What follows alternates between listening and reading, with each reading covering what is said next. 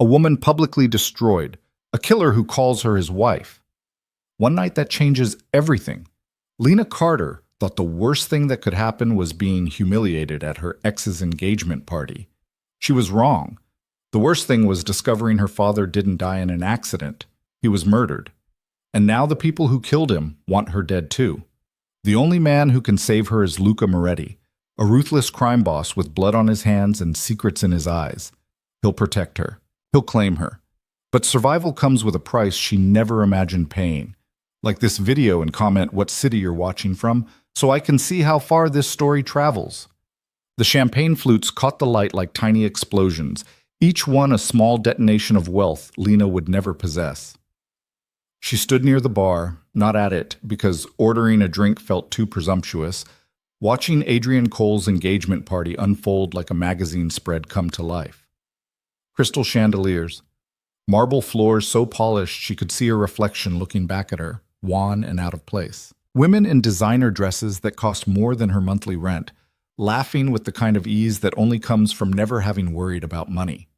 Lena smoothed down her black dress. It was the nicest thing she owned, purchased 3 years ago for a job interview that hadn't panned out. The fabric was decent, but not luxurious. The cut was simple, but not sophisticated. She looked, she thought miserably, exactly like what she was.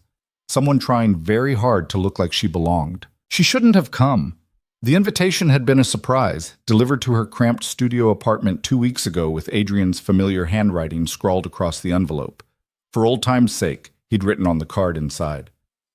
Would love for you to celebrate with us. Old times. The phrase made her stomach turn. Their relationship had ended badly, not explosively, but with the slow, painful dissolution of something that had never been quite right to begin with. Adrian had always been going somewhere, climbing some ladder Lena couldn't see. She'd been a placeholder, she realized later.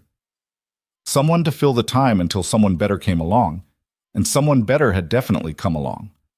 Vanessa Chen stood at Adrian's side now, perfect in ivory silk, her hand resting on his arm with casual ownership. She was everything Lena wasn't, confident, polished, connected. Her father owned half the commercial real estate in the city. Her smile was the kind that came from knowing doors would always open for her. Lena! She turned to find Marcus Webb approaching, Adrian's college roommate and current business partner. He held 2 glasses of champagne, offering her one with a smile that didn't quite reach his eyes. Surprised to see you here, he said. Adrian invited me. Did he? Marcus's eyebrows rose slightly. How generous of him. There was something in his tone that made her skin prickle. She took the champagne without drinking it. You're doing well? He asked, though it sounded more like a statement of doubt than a genuine question. I'm managing. Still at that bookstore? Library. I work at the public library. Right. He nodded slowly, as if she'd just confirmed something disappointing. Must be fulfilling work. All those books. The condescension dripped from every word. Lena felt heat rise to her face. It is, actually. Of course. Not everyone needs to chase money, right? Some people are content with simpler lives. He took a sip of his champagne. Adrian always said you were grounded, down to earth. I think he meant it as a compliment. He didn't. Lena knew exactly what Adrian had meant. Boring, unambitious, safe. Excuse me, she murmured, turning away before Marcus could see the tears threatening at the corners of her eyes. She made it 3 steps before she heard Adrian's voice cutting through the music and conversation. Everyone, can I have your attention? The room quieted. Heads turned. Vanessa beamed as Adrian pulled her closer, and Lena's stomach dropped because she suddenly knew, with horrible certainty, why she'd been invited. First, thank you all for being here tonight, Adrian began, his voice carrying that smooth confidence that had once made Lena's heart race. Now it just made her feel sick. Vanessa and I are so grateful to be surrounded by the people who matter most to us as we start this new chapter. Applause rippled through the crowd. Lena took a step backward toward the exit. But before we get too deep into the celebrations, I want to take a moment to acknowledge something important. Adrian's eyes found hers across the room, and his smile sharpened. See, Vanessa's been asking me about my past. She wanted to understand the journey that brought me here, to this moment, to her. No. and I realized I couldn't truly move forward without being honest about where I've been. He gestured toward Lena, and suddenly every eye in the room was on her. Lena Carter, everyone. My ex-girlfriend. The crowd's attention felt like a physical weight. Lena's face burned. Lena and I dated for 2 years, Adrian continued, his tone conversational, almost fond. She's a librarian. Very into books, quiet nights at home, that sort of thing. We wanted different things, ultimately. I was building coal industries, working 18-hour days, trying to make something of myself. And Lena? He paused, letting the silence stretch. Well, Lena was content with a simpler life. Nothing wrong with that, of course. The world needs librarians. A few people laughed. Not cruel laughter exactly, but knowing, pitying. I think seeing her here tonight really puts things in perspective, Adrian said, looking at Vanessa with exaggerated affection. It shows me how far I've come. How lucky I am to have found someone who matches my ambition, who pushes me to be better, who belongs in this world I've worked so hard to build. Vanessa kissed his cheek, and the crowd applauded again. Lena stood frozen, her champagne glass slick in her sweating palm. Adrian wasn't done. So thank you, Lena, he called across the room, raising his glass. Thank you for being exactly who you were. Because if you'd been different, if you'd been more, I might never have realized what I was really looking for. More laughter, warmer this time, the crowd fully on his side, charmed by his honesty, his growth, his perfect fairy tale ending. Lena's vision blurred. She turned toward the exit, but Marcus had somehow materialized beside her, blocking her path with a sympathetic smile that was worse than open mockery. He doesn't mean anything by it, Marcus said quietly. Adrian's just happy. When you're this happy, sometimes you don't realize how it sounds. Let me past. Come on, don't leave like this. Have another drink. Prove you can take a joke. It wasn't a joke. Lena. Marcus's hand landed on her arm, gentle but firm. Don't make a scene. You're already the topic of conversation tonight. Do you really want to make it worse? She jerked her arm free, champagne sloshing over her hand. The glass slipped, fell, shattered on the marble floor. The sound cut through the music like a gunshot. Conversation stopped. Every head turned. Lena stood in the center of spreading champagne and broken crystal, her cheap black dress suddenly feeling like a costume. Her presence here an obvious mistake that everyone could now see plainly. Adrian was walking toward her, Vanessa trailing behind, his expression shifting from triumph to annoyance to something that might have been concern if Lena didn't know him better. Lena, Jesus, I'm leaving. Don't be dramatic. It's just a glass. You humiliated me. I was honest. Adrian stopped a few feet away, his voice dropping. I didn't say anything that wasn't true. You chose your life, Lena. I chose mine. If you're embarrassed by the comparison, that's not my fault. You invited me here to do this. I invited you here because Vanessa thought it would be classy, grown up. I agreed because I thought you'd moved on. His eyes raked over her dress, her face, her entire being. Clearly, I was wrong. Lena's throat closed. She couldn't speak, couldn't move, couldn't do anything but stand there while the room watched her fall apart. And then the doors opened. Not the side entrance Lena had been edging toward, but the main doors. The grand theatrical entrance that was meant for arrivals that mattered. They swung wide, and the temperature in the room seemed to drop 10 degrees. The man who walked in was tall, dark-haired, and dressed in a suit that made Adrian's expensive ensemble look like off-the-rack garbage. But it wasn't the clothes that made everyone step back. It wasn't even the 2 men who flanked him, silent and watchful and radiating danger. It was the way he moved. Like he owned not just the room, but the air inside it. Like every other person present existed only because he allowed it. His eyes swept the crowd with cold disinterest, then landed on Lena. Everything stopped. He crossed the floor in long, unhurried strides, and the crowd parted without anyone consciously deciding to move. Lena's breath caught as he approached, her mind screaming at her to run while her body remained locked in place. He stopped inches from her, so close she could smell expensive cologne and something darker underneath. Smoke, maybe, or gunpowder. His eyes were gray, cold as winter storms, and they held hers with an intensity that made her forget there was anyone else in the room. There you are, he said, his voice low and accented. Italian, maybe. buried under years of careful English. I've been looking for you. Lena's mouth opened, but no sound came out. The man's hand came up, his fingers brushing her cheek with unexpected gentleness. You shouldn't have run off without telling me, cara mia. I worry. I don't... Shh. His thumb traced her jaw, and Lena's skin burned where he touched her. We'll talk about it later. Right now, we should go home. Excuse me. Adrian's voice cut through the moment, sharp with territorial aggression that would have been laughable if Lena could remember how to laugh. Who the hell are you? The stranger's eyes shifted to Adrian, and Lena watched all the color drain from her ex-boyfriend's face. Luca Moretti, the man said simply. And you are? Adrian's mouth worked soundlessly. Behind him, Vanessa had gone very still, her perfect composure cracking. Marcus had taken several steps backward, his earlier smugness replaced with something that looked like genuine fear. Adrian Cole, Adrian finally managed. This is my engagement party. Lena is my guest. No. Luca's hand moved from Lena's face to her waist, pulling her against his side with casual possessiveness. Lena is my wife. The room exploded into whispers. Lena's brain short-circuited. Wife. Wife. This man, this stranger who radiated danger like heat from a furnace, had just claimed her in front of everyone, and she hadn't even known his name until 30 seconds ago.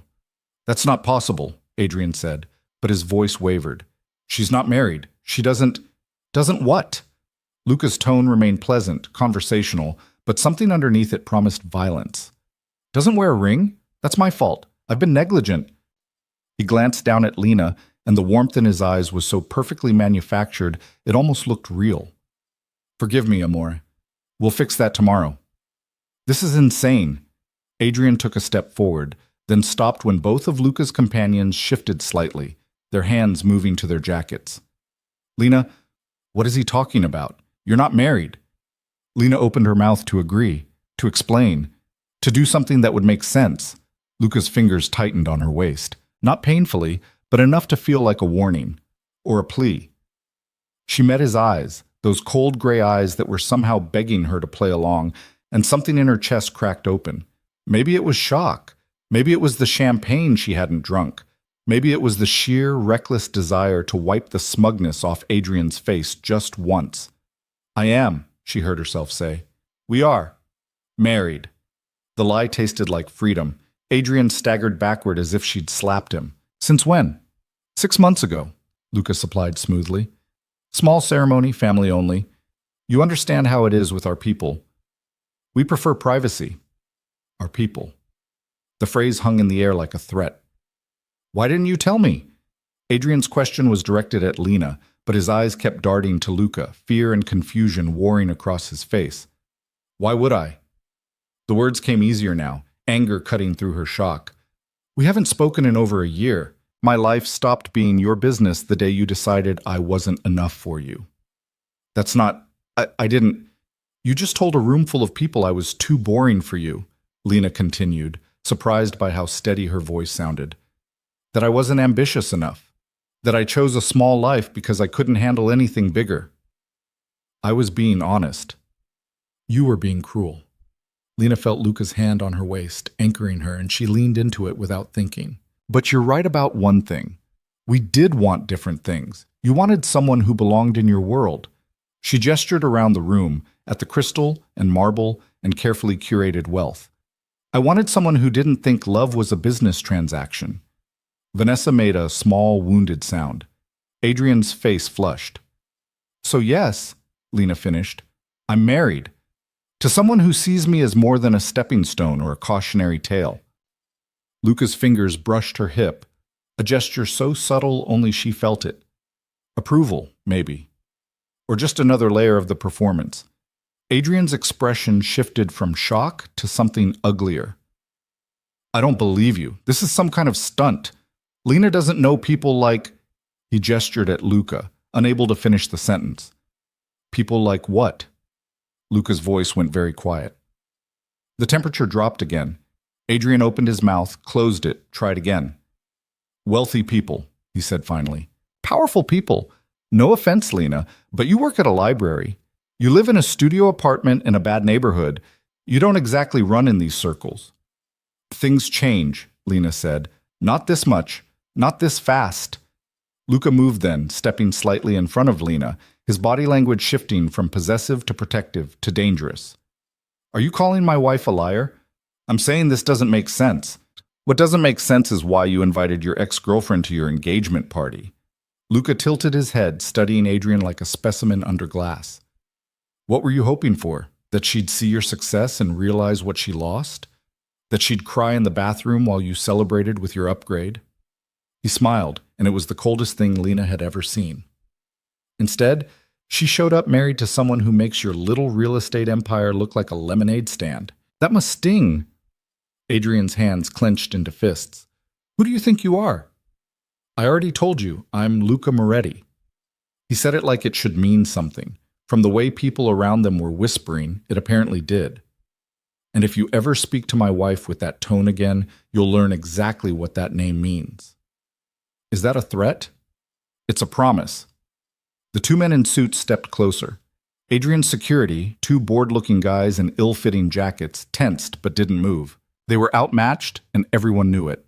Vanessa tugged at Adrian's sleeve. Let's just go back to the party. This isn't worth... Your fiancée is smarter than you, Luca observed. You should listen to her. Adrian's face went purple. For a second, Lena thought he might actually throw a punch. Then Marcus appeared at his elbow, whispering urgently, and whatever he said made Adrian go very still. This isn't over, Adrian said, but the fight had gone out of his voice. Yes? Luca corrected gently. It is. You had your chance with her. You threw it away because you thought you could do better. And now she's done better instead. That's how these things work. He turned to Lena, and his expression softened. Another piece of the performance, but convincing enough to make her heart skip. Ready to go home, Cara? Lena nodded, not trusting her voice. Luca laced his fingers through hers, his hand large and warm and steady, and led her through the crowd. People practically dove out of their way. Lena caught glimpses of faces as they passed, shocked, envious, afraid. At the door, Luca paused and looked back at Adrian. Thank you for inviting her tonight. If you hadn't, I might never have known she needed to be reminded where she belongs. His smile was sharp enough to draw blood. With me. Then they were outside, the cool night air hitting Lena's overheated skin like a slap. A black car waited at the curb, sleek and expensive and somehow menacing. One of Luca's men opened the back door. Luca gestured for her to get in. Lena's survival instinct finally kicked in. She stepped back, pulling her hand from his. I'm not getting in that car. No? I don't know you. You just... In there. You... She couldn't finish. Her hands were shaking. Luca studied her for a long moment, then nodded to his men. They moved away, giving them space but not privacy. He could still grab her, force her, hurt her before she could scream. Instead, he said, Your father was Thomas Carter. Lena's blood turned to ice. How do you know that? He worked for Adrian Cole's father, Robert Cole. Did you know that? My father was an accountant. He died in a car accident 2 years ago. He was murdered. Luca's voice was matter-of-fact, delivering horror like a weather report. Because he found discrepancies in Robert Cole's books. Discrepancies that would have exposed a money laundering operation moving millions through legitimate businesses. Your father was going to report it, so they killed him and made it look like an accident. Lena's vision grayed at the edges. That's not true. It is. You're lying. Why would I lie? To scare me, or... She was hyperventilating now, the world tilting sideways. You're just some criminal trying to... I am a criminal, Luca agreed calmly. But that doesn't make me wrong about your father. And it doesn't change the fact that Adrian Cole and his father know you're Thomas Carter's daughter. They know you might have inherited information, documents, evidence, and they've been watching you for 2 years, waiting to see if you'd become a problem. No. But even as she said it, Lena's mind was racing. The strange men she'd seen outside her apartment last month. The feeling of being followed. The car that had nearly hit her in the crosswalk, swerving away at the last second. That invitation wasn't kindness, Lena. It was reconnaissance. Adrian wanted to see if you knew anything, if you were dangerous, if you needed to be dealt with. Dealt with. The phrase made her stomach turn. You mean killed? Eventually, yes. Lena laughed, high and shaky. This is insane. You're insane. I'm going home. She started walking, made it 5 steps before Luca spoke again. There's a man watching your apartment building right now. Tall, blonde, scar on his left cheek. He's been there since you left for the party. He's waiting for you to come home alone. Lena stopped. Don't believe me? Luca pulled out his phone, tapped the screen, and held it up. The image showed her apartment building's entrance, and there, leaning against a lamppost, exactly as Luca had described, was a man, watching, waiting. Who is he? Lena whispered. One of Robert Cole's cleaners. You don't go home tonight, you live. You do. You're dead by morning. Why should I trust you over them? Because, Luca said, I'm not trying to kill you. I'm trying to use you. The honesty was somehow more frightening than any lie could have been. Lena turned to face him, this stranger who claimed to be her husband, who knew about her father's death, who radiated danger and violence and something else she couldn't name. Use me for what? Adrian's father killed your father to protect his empire, an empire built on blood and corruption and money stolen from people who couldn't fight back. Luca's expression was unreadable. I want to destroy it, and you're going to help me. Why would I do that? Because they murdered your father, because they'll murder you if you don't, and because... He stepped closer, his voice dropping. I'm offering you something they never will. A choice. Get in the car, play my wife for a few months, help me bring down the Cole family, and I'll make sure you live through it. Walk away, and you're on your own. Some choice? It's more than your father had. The words hit like a fist. Lena's eyes burned with tears she refused to shed. I don't believe you, any of this. My father died in an accident. It was raining. He lost control of the car. It was just bad luck. His brake lines were cut. The police investigated. They said, the police were paid to say exactly what they said. Luca's jaw tightened. I have the mechanic's original report. The real one. Before it was altered. Your father's brakes were sabotaged. Someone wanted him dead, and they made it happen. Show me. Get in the car. Lena looked at the black car, at the man watching her building on Luca's phone, at the party still glowing inside the venue behind her. She thought about Adrian's smile as he'd humiliated her, about her quiet, small life that suddenly seemed less safe than it had this morning. She thought about her father, who taught her to love books and question everything, and never settle for less than she deserved. She got in the car. Luca slid in beside her, and the door closed with a solid, final thunk. The engine purred to life. As they pulled away from the curb, Lena saw Marcus Webb standing on the sidewalk, phone pressed to his ear, watching them go. They're calling someone, Lena said. Let them. Luca didn't look back. By the time they realize what's happening, it'll be too late. Too late for what? To stop you from learning the truth. The car slipped through the city streets, leaving behind the light and music and the life Lena had thought she understood. She stared out the window at the passing buildings, her reflection ghosting over the glass, pale, shocked, still wearing the cheap black dress that had marked her as an outsider. Where are we going? She asked. Home. Your home. Our home. As of tonight. Luca pulled a small box from his pocket and opened it. Inside was a ring, platinum, elegant, expensive. A diamond that caught the streetlights and threw them back like captured stars. Give me your hand. What? Your hand, Lena. She extended it without thinking, and Luca slipped the ring onto her finger. It fit perfectly, as if he'd known her size, as if this whole thing had been planned down to the smallest detail. Now you look like my wife, he said. I'm not your wife. You are tonight, and tomorrow, and every day until the Cole family pays for what they've done. His fingers closed over hers, warm and strong and inescapable. Welcome to my world, cara mia. I hope you're ready for what comes next. Lena looked down at the ring on her finger, this beautiful lie that felt heavier than metal and stone should feel. Behind them, the engagement party continued. Adrian was probably already spinning the story, turning her into the crazy ex who'd crashed his event with a fake husband. By morning, no one would remember her humiliation, only her desperation. But they'd be wrong. She wasn't desperate. She was angry.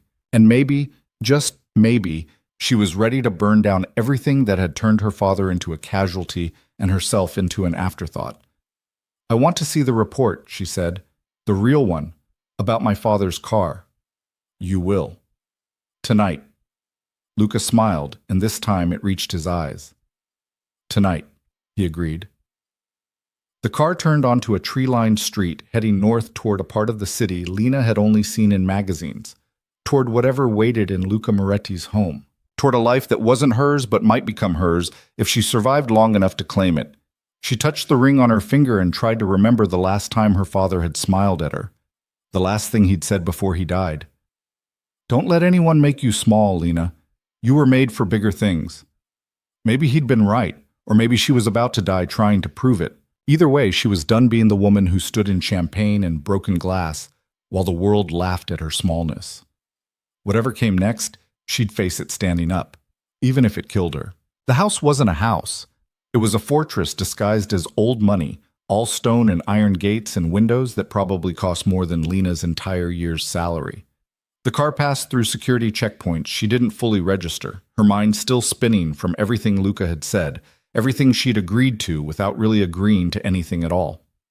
When they finally stopped, one of Luca's men opened her door. She stepped out onto gravel that crunched under her cheap heels, looking up at the building that was supposedly her home now. Lights glowed in several windows. Someone was waiting for them. "This way." Luca's hand found the small of her back, guiding her toward the entrance. Not rough, but firm. She could pull away if she wanted to. She didn't want to.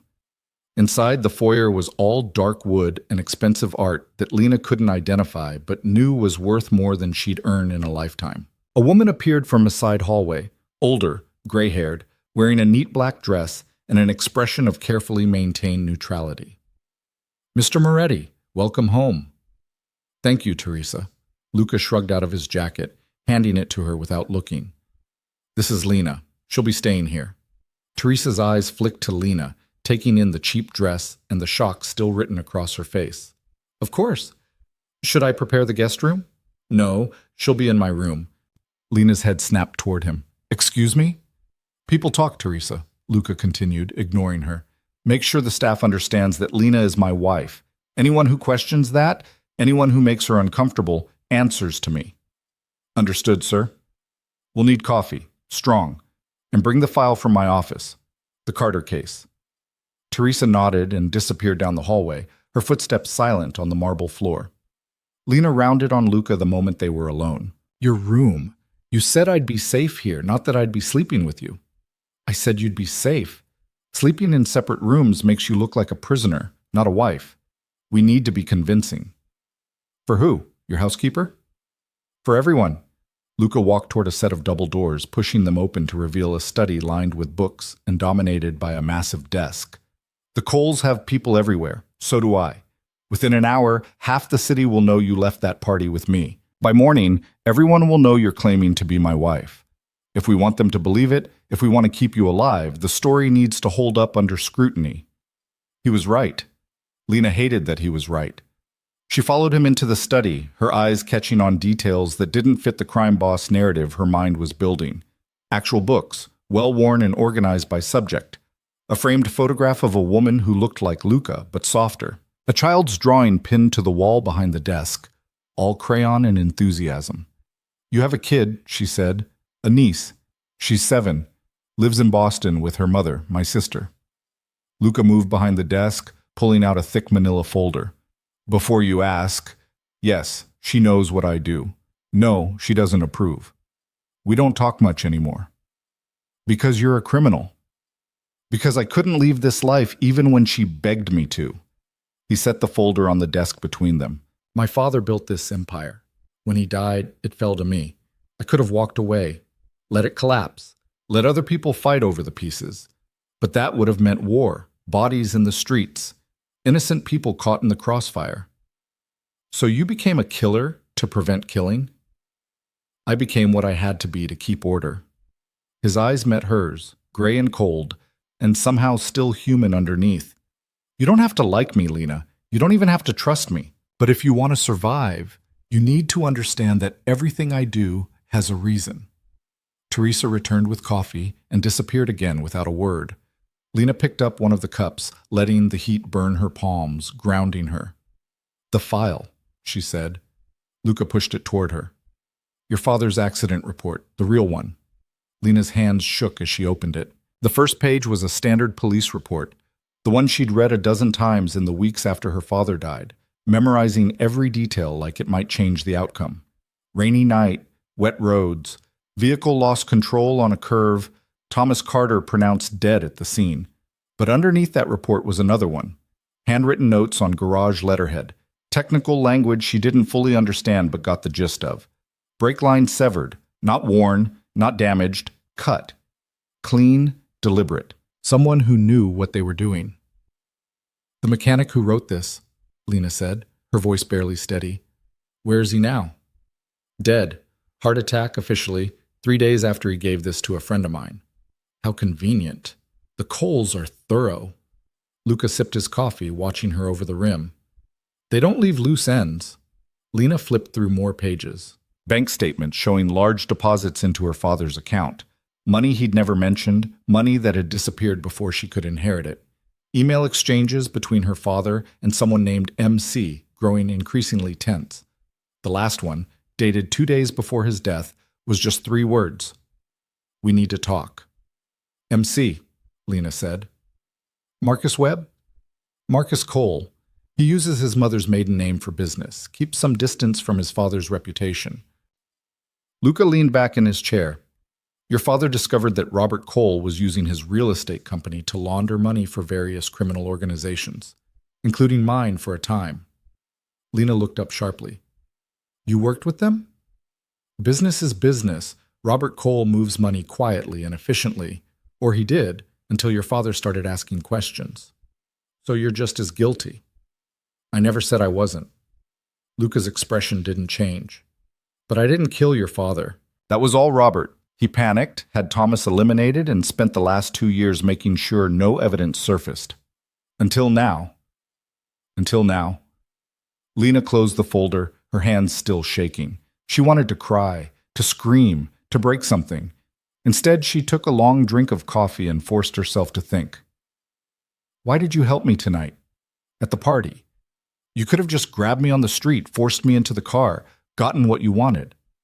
"I could have," Luca agreed, "but I needed you cooperative, not terrified. A hostage is useless. A willing partner is valuable. I'm not willing." "You got in the car." "Because you threatened me." "I gave you information. You made a choice." He stood, moving around the desk to lean against it, closer to her now. "You want to know why I really helped you? Because Adrian Cole is a spoiled child playing at being a man, and I despise watching people like him humiliate people like you for entertainment. People like me. People who work for what they have, who don't inherit power and pretend they earned it." Lena laughed, bitter and sharp. "You inherited your father's empire." "I did. And I've spent every day since trying to turn it into something less monstrous." Luca's jaw tightened. "I'm not a good man, Lena. I've done things that would make you sick. But I have rules. I don't hurt civilians. I don't involve families. And I don't let children like Adrian Cole destroy innocent people because they can. So this is about revenge. This is about justice. There's a difference. Is there?" Lena met his eyes. "You want to destroy the Cole family. I want to know what happened to my father. How are those things not both revenge?" "Because revenge is personal. Justice is necessary." Luca crossed his arms. "Robert Cole has been operating above the law for 20 years. He's bribed judges, bought politicians, and murdered anyone who got in his way. Your father was just the most recent casualty. If we don't stop him, there will be others." "We." Lena set down her coffee cup. "You keep saying we. What exactly do you expect me to do?" "What you're already doing. Be my wife. Convince the Cole family that you're no threat, that you know nothing, that you're just a librarian who got lucky and married well. And then what? Then we wait. Your father didn't just uncover evidence, he hid it. Somewhere the Coles haven't found in 2 years of looking." Lena's stomach dropped. "You think I know where it is?" I think you might, even if you don't realize it yet. Luca pulled a small silver key from his pocket, holding it up. This was in your father's effects. The police returned it with his other belongings after the accident. You recognize it? She did. Lena had found it in the box of her father's things months ago. Watch, wallet, wedding ring he'd never stopped wearing even after her mother died. And this key, small and ordinary, attached to a keychain that said Storage Solutions. I thought it was for a storage unit. It is. But which one? Luca tucked the key back into his pocket. Your father used an alias to rent it. We've been searching for 2 years. The Coles have been searching longer. Neither of us has found it yet. Maybe there's nothing to find. Maybe he was just being paranoid. Your father was murdered for what he knew. That's not paranoia. Luca's voice gentled slightly. Think, Lena. Did he say anything before he died? Give you anything? Act differently? She wanted to say no. Wanted to insist that her father had been normal, happy, the same man who'd raised her on library books and bad jokes. But that would be a lie. In the weeks before his death, Thomas Carter had been distracted, worried. He'd asked Lena strange questions about her apartment building's security, about whether she'd noticed anyone following her. She thought he was just being an overprotective father. Now those questions felt like warnings. He asked me to keep something for him, Lena said slowly, about a month before he died. A book. Luca straightened. What book? I don't know. He said it was valuable, that he'd pick it up later, but then he died and I forgot about it until... She stopped, mind racing. It's still at the library in my locker. What kind of book? I never looked inside. It was wrapped in brown paper. I just shoved it in my locker and forgot about it. Luca was already moving, pulling out his phone. We need to get it, tonight. The library's closed. I don't have a key. That's not a problem. You can't just break into a public library. Watch me. He was typing something, probably messages to his men. If that book is what I think it is, the Coles are going to figure out where it is eventually. We need it first. And if it's just a book, just something my dad wanted to keep safe, then we'll know. Luca looked up from his phone. But I don't think it's just a book. Your father was too smart for that. If he gave you something valuable and told you to keep it safe, he had a reason. Lena stood, pacing to the window. Outside, the grounds were dark, the city lights distant. She could see her reflection in the glass, pale, scared, wearing a ring that wasn't hers, and a life that didn't fit. If we do this, she said, not turning around, if I help you find whatever my father hid, what happens to me after? You get a choice. Walk away. Start over somewhere the Coles can't reach you. Or stay. Stay here? With you? Stay in this life. Use what we find to build something better than what your father died trying to expose. Luca's reflection appeared behind hers in the glass. You're smart, Lena. Probably smarter than half the people working for me. You could do real damage to people like the Coles if you wanted to. I don't want to be a criminal. Then be something else. Be the person who makes sure criminals like me don't cross certain lines. She turned to face him. That's not how this works. You don't get to recruit me into your world and pretend it's noble. I'm not pretending anything. Luca held her gaze. I'm offering you power in a situation where you have none. That's more than the Coles would give you. It's more than Adrian ever did. The mention of Adrian sent a spike of anger through her chest. She thought about his smile as he'd humiliated her, the way the crowd had laughed, the casual cruelty of people who'd never struggled for anything. Fine, she said. We get the book, but I'm not promising anything beyond that. Fair enough. 20 minutes later, they were back in the car, heading toward the library. Lena had changed. Teresa had appeared with clothes that fit perfectly, designer jeans and a soft sweater that probably cost more than Lena's monthly rent. The ring stayed on her finger, heavy and strange. How did you know my size? Lena asked as the city rolled past. I didn't. Teresa guessed. She's good at guessing. She's worked for my family for 30 years. She's good at everything. Luca glanced at her. Nervous? About breaking into my workplace? A little. We're not breaking in. We have a key. He pulled a small metal object from his pocket, a key card with the library logo. Your key card. From your purse. Lena checked her bag. Sure enough, her work ID was missing. You stole from me. Borrowed. You'll get it back. When did you even... She stopped, remembering the moment in the car when Luca had helped her with her seatbelt, his hand brushing her bag. You're a pickpocket too? I'm many things. He didn't sound apologetic, most of them useful in situations like this. The library was dark when they arrived, the parking lot empty except for a security car making its rounds. Luca's driver pulled around to the side entrance, the one staff used. Lena's stomach churned as they got out. The security guard, she said. He'll see us. No, he won't. Luca nodded toward the security car, which was pulling out of the lot. He's taking his break. We have 15 minutes. How do you know that? Because I paid him to. Lena wanted to be shocked, but she was too tired. She led Luca to the staff entrance, swiping her card. The door clicked open and they slipped inside. The library at night was different, quieter, darker, full of shadows that moved wrong. Lena's footsteps echoed on the tile floor as she navigated by memory toward the staff break room. Luca followed silently, his presence somehow both comforting and threatening. Her locker was in the back, third from the left. She worked the combination lock with shaking fingers, and the door swung open. Inside was the usual debris of her work life. Spare shoes, a cardigan, tampons, a half-empty bottle of water. And there, shoved into the corner behind everything else, was the brown paper package her father had given her. Lena pulled it out, surprised by the weight. Not heavy, but substantial. Real. Open it, Luca said. She tore the paper carefully, revealing a hardcover book. Nothing special at first glance, some old edition of business management texts. But when she opened the cover, papers fell out. Photocopies, bank statements, photographs. Evidence. Luca caught one of the photos before it hit the floor.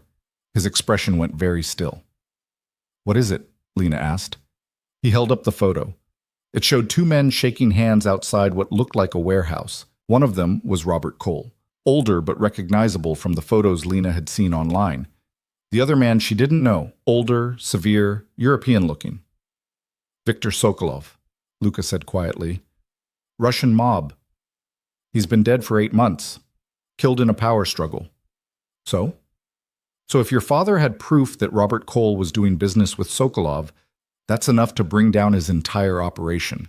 The FBI has been trying to connect those dots for years. Lena looked down at the papers in her hands. Names, dates, dollar amounts, her father's handwriting in the margins, noting discrepancies, asking questions.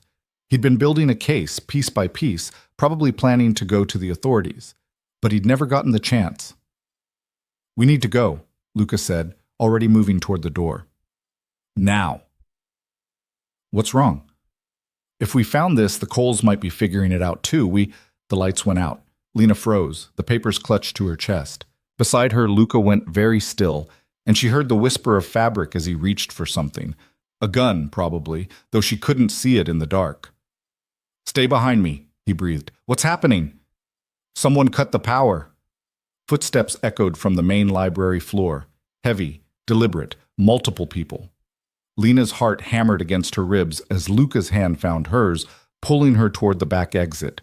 They made it 3 steps before the emergency lights kicked on, bathing everything in red. And there, blocking the exit, was the blonde man from the photo Luca had shown her, the one who'd been watching her apartment. Scar on his left cheek, gun in his hand. Mr. Moretti, the man said, his accent thick, Eastern European maybe. Mr. Cole sends his regards. He'd like his property back. Tell Mr. Cole to come get it himself, Luca said. The man smiled.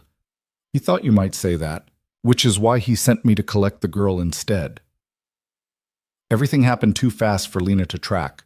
Luca moved, shoving her sideways as the man fired. The shot went wide, punching into a locker behind where she'd been standing. Luca's gun was out now. When had he drawn it?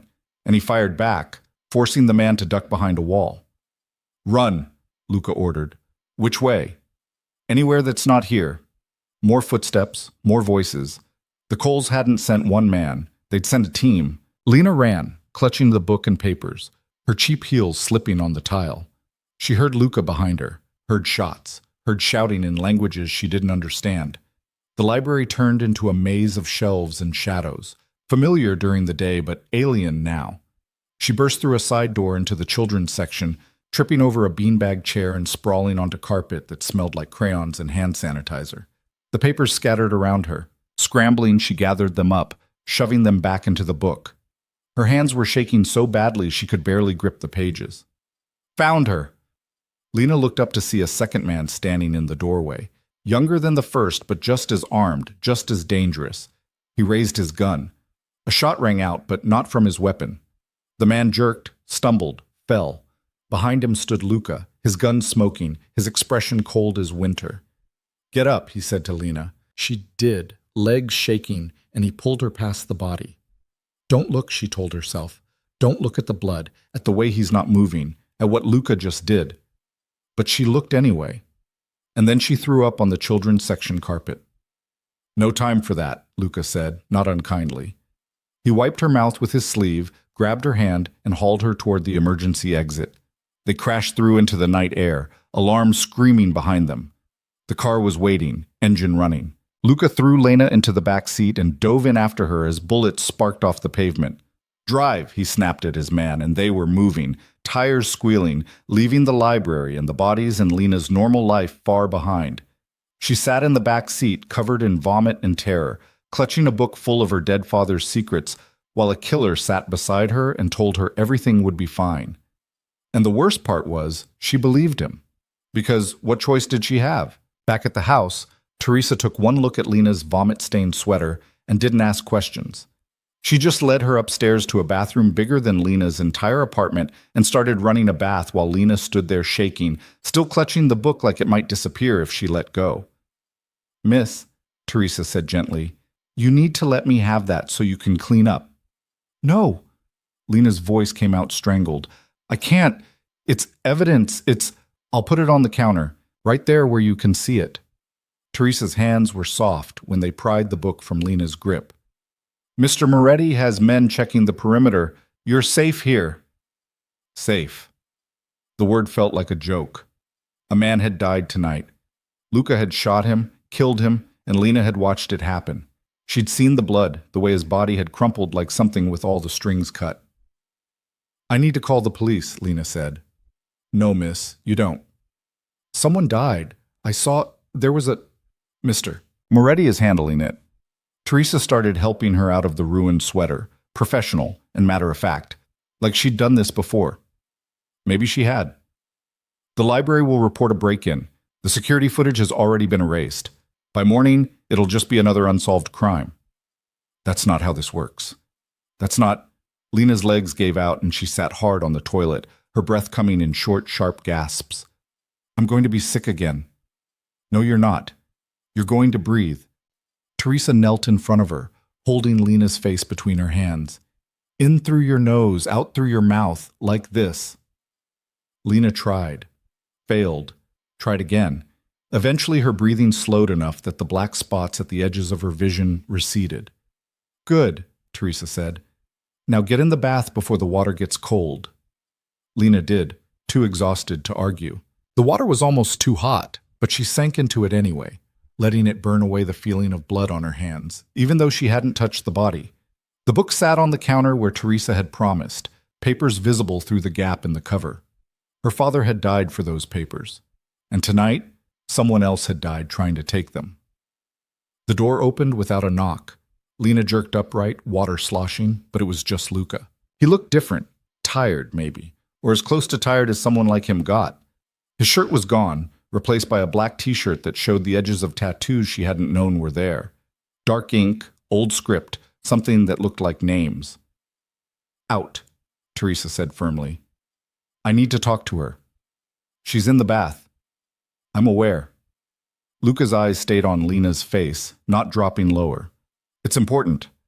Teresa made a disapproving sound but left, closing the door behind her. Lena crossed her arms over her chest even though the bubbles covered everything that mattered. This is not appropriate, she said. Neither is killing someone in a public library, but here we are. Luca leaned against the counter, not coming closer. The Coles know you have the evidence now. They know you're with me. That changes things. Changes them how? Tomorrow night, there's a dinner. Private event, invitation only. Robert Cole and his associates celebrating some business deal. I was already planning to attend. He paused. Now you're coming with me. Absolutely not. It's not optional. I'm not going to dinner with the man who killed my father. Yes, you are. Because if you don't, he'll know you're afraid of him. He'll know the evidence matters, that you understand what it means. And if he knows that, you become a liability that needs to be eliminated immediately. Luca's voice was flat, factual.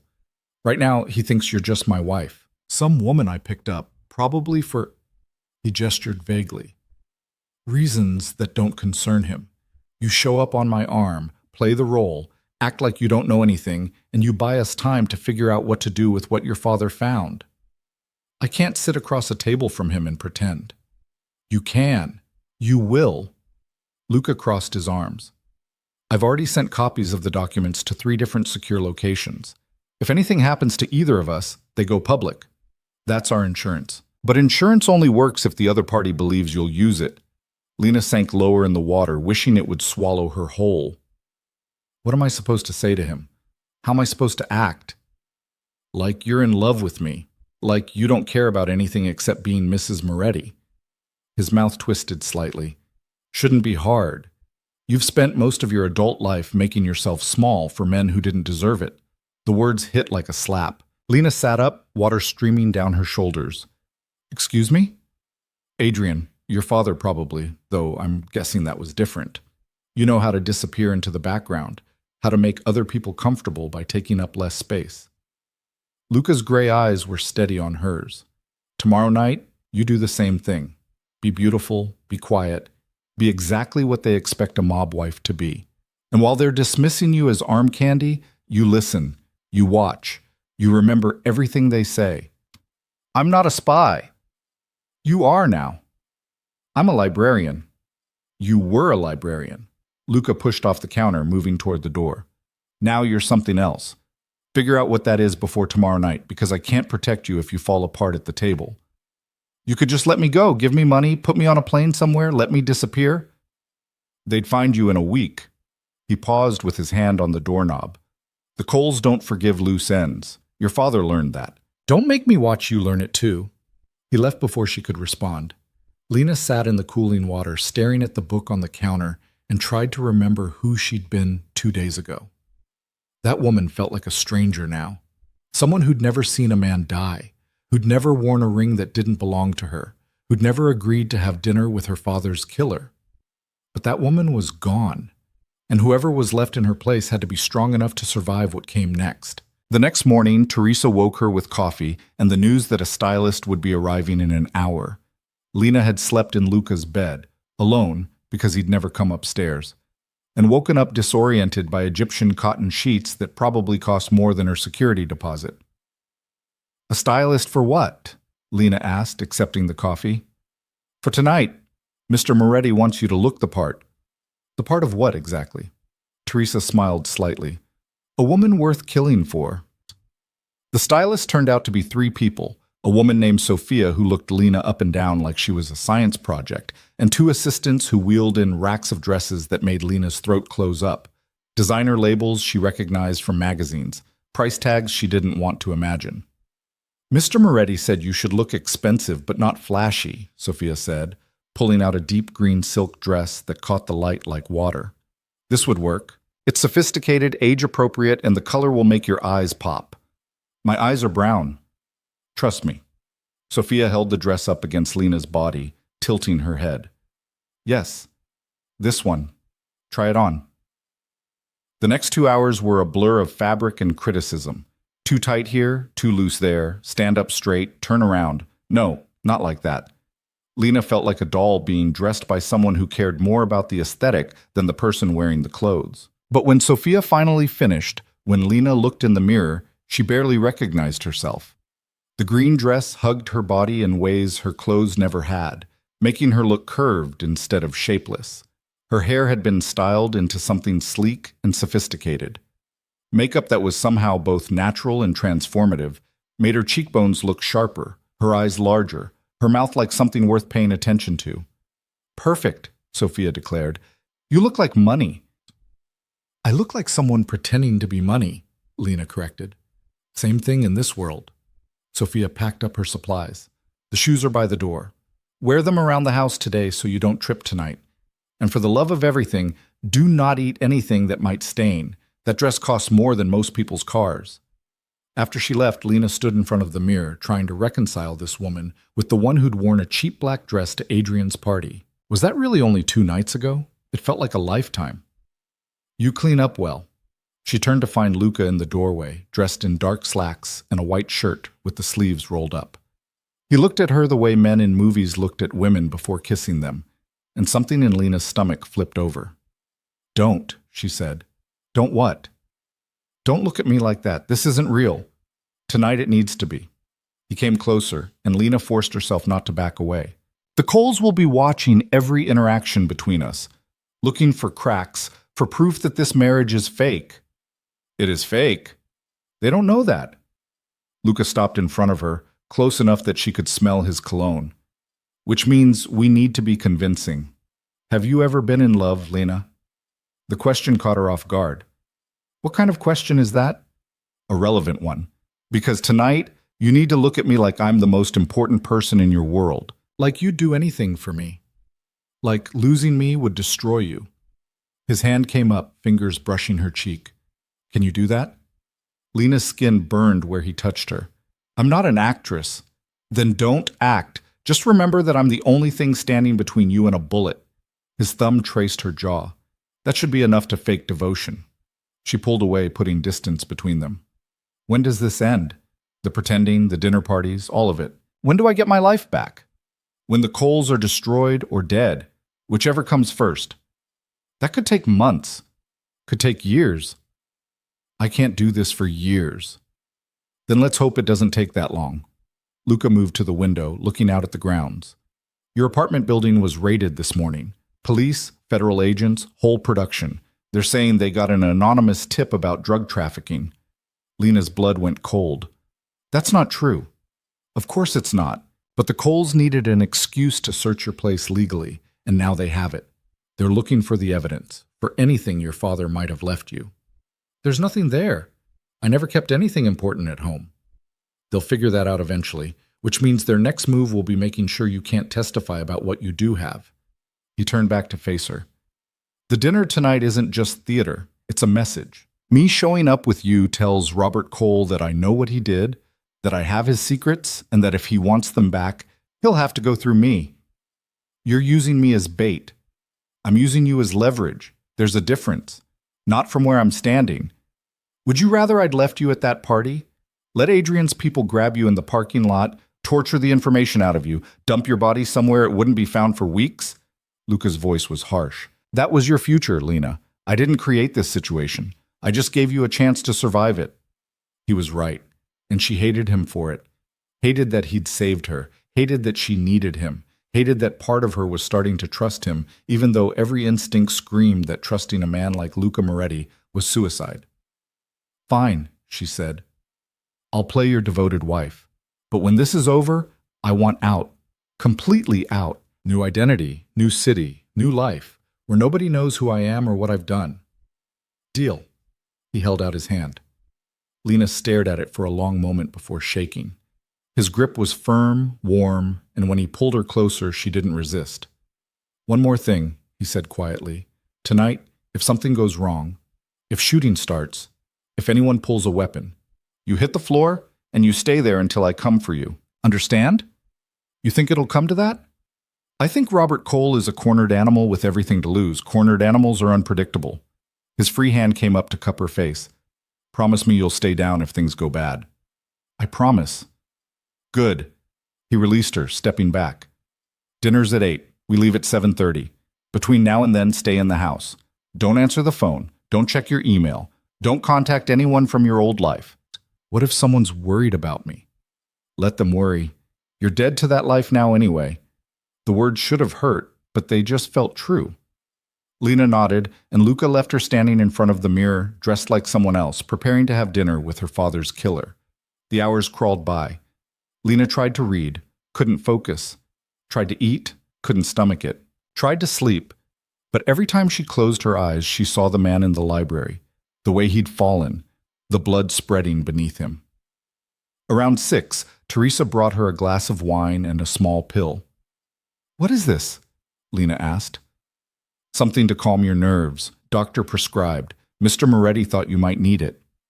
Lena wanted to refuse on principle, but her hands were shaking so badly she could barely hold the wine glass. She took the pill, drank the wine, and felt the sharp edges of her panic start to blur. By the time Luca knocked on her door at 7:15, she felt almost human, almost capable of doing what needed to be done. He'd changed into a full suit, charcoal gray, perfectly tailored, the kind of thing that whispered wealth without shouting it. A slim silver watch, cufflinks that caught the light. His hair was slicked back, making his face all sharp angles and cold authority. "Ready?" he asked. "No." "Good answer." He offered his arm. "The car's waiting." The drive to the restaurant took 20 minutes, plenty of time for Lena's anxiety to build back up, despite the pill. She watched the city pass by, wondering if this was the last time she'd see it as a free woman. If tonight ended badly, she'd either be dead or running for the rest of her life. "Stop thinking so loud," Luca said. "You're making my driver nervous. How can you tell what I'm thinking? You're breathing like you're about to have a panic attack, and your hands are clenched so tight you'll have nail marks." He reached over, prying her fingers open. "Breathe. In for 4, hold for 4, out for 4. That's not going to help." "Do it anyway." She did, hating that it actually worked. By the time they pulled up to the restaurant, some exclusive place with no sign and a doorman who looked like he could bench press a car, Lena felt almost calm. Almost. The doorman opened Luca's door first, then came around for Lena.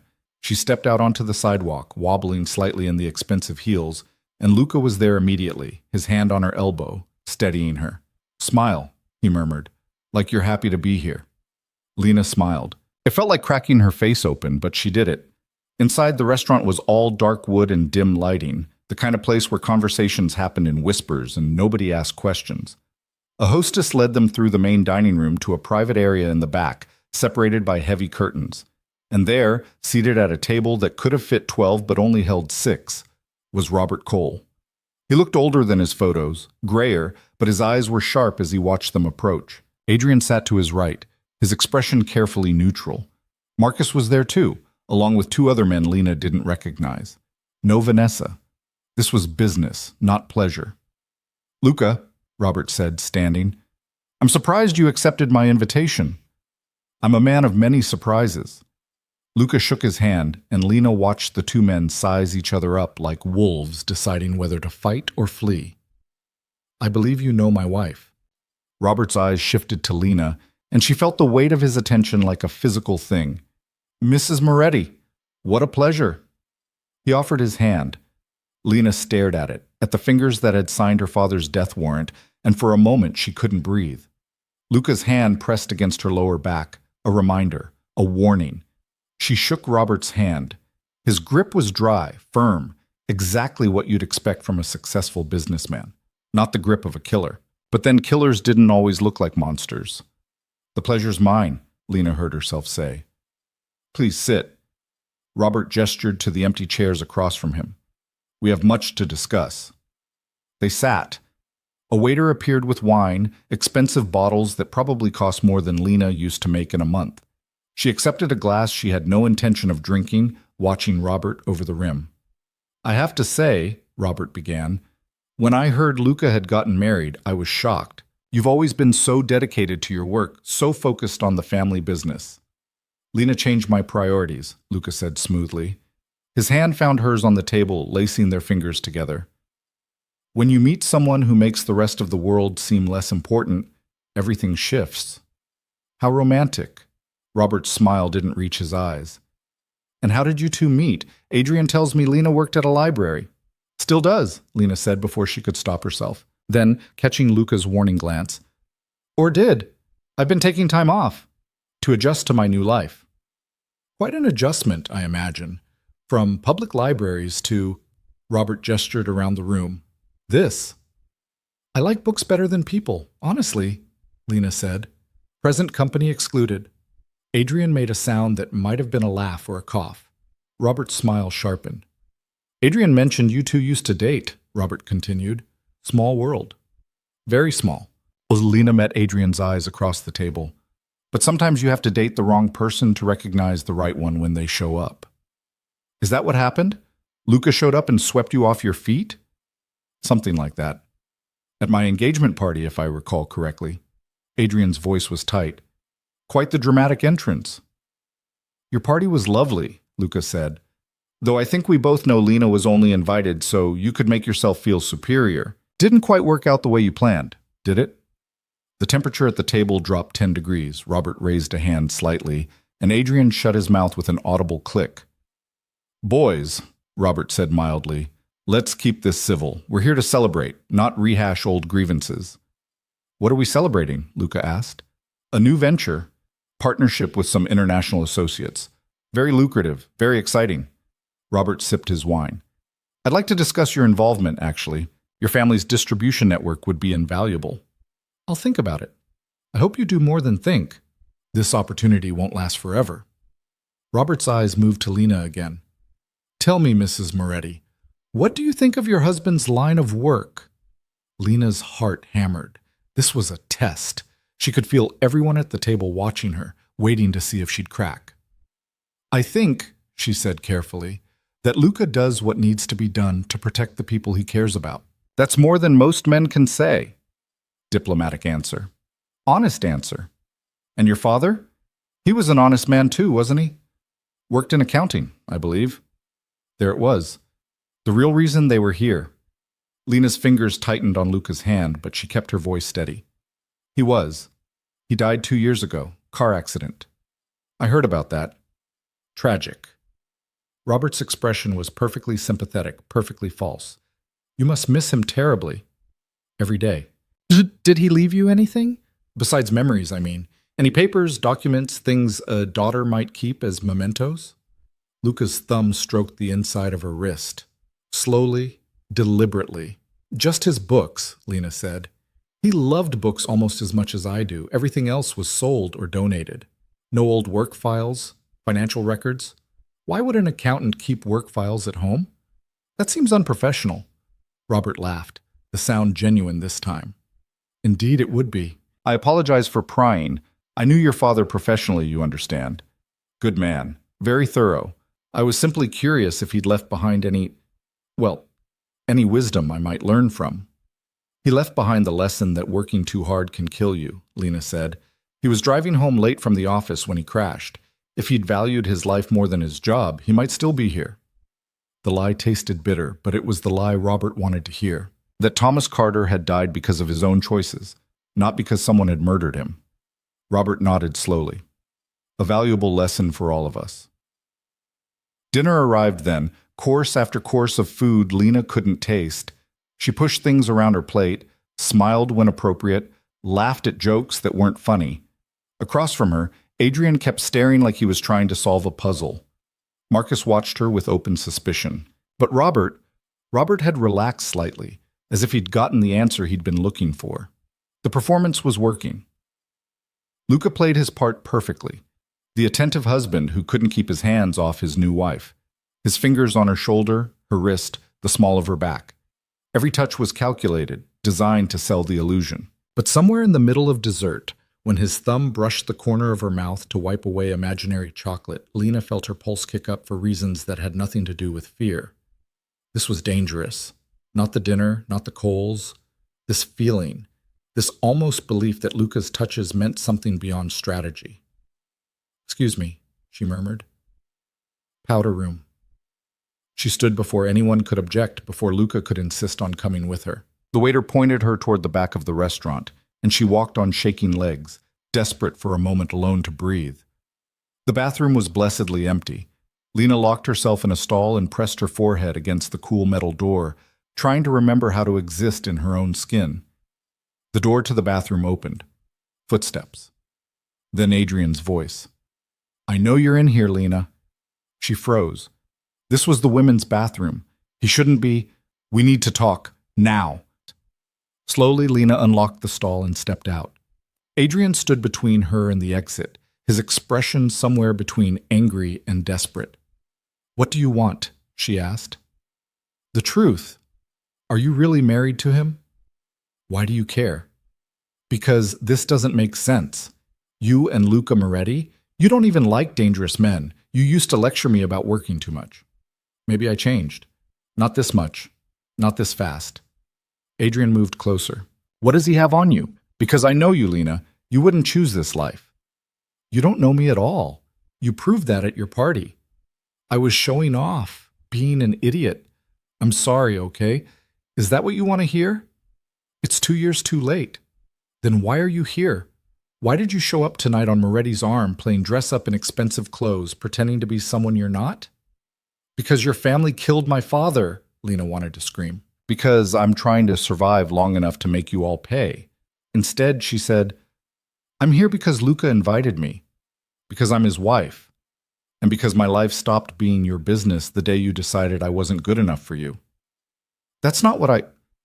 Adrian ran his hands through his hair, frustrated. My father thinks you have something. Documents your dad left behind. That's why you were invited tonight. He wanted to see if you'd panic, if you'd give something away. I don't have anything. Don't lie to me. I'm not your girlfriend anymore, Adrian. I don't owe you honesty. You owe me the truth about why a man like Moretti would marry someone like you. The words were meant to hurt, and they did, but they also made something inside Lena turn to ice. Someone like me, she repeated. You mean boring, unambitious, not worth the effort. I mean normal, safe. The kind of woman who reads books and drinks tea and doesn't get involved in the kind of world Moretti operates in. Maybe I got tired of being safe. Or maybe he's using you for something and you're too naive to see it. The bathroom door opened and Luca stepped inside. His eyes went from Lena to Adrian, his expression darkening. This is the ladies' room, Luca said quietly. We were just talking. Talking requires both parties to be willing. My wife looks like she'd rather be anywhere else. Luca moved between them, forcing Adrian to step back.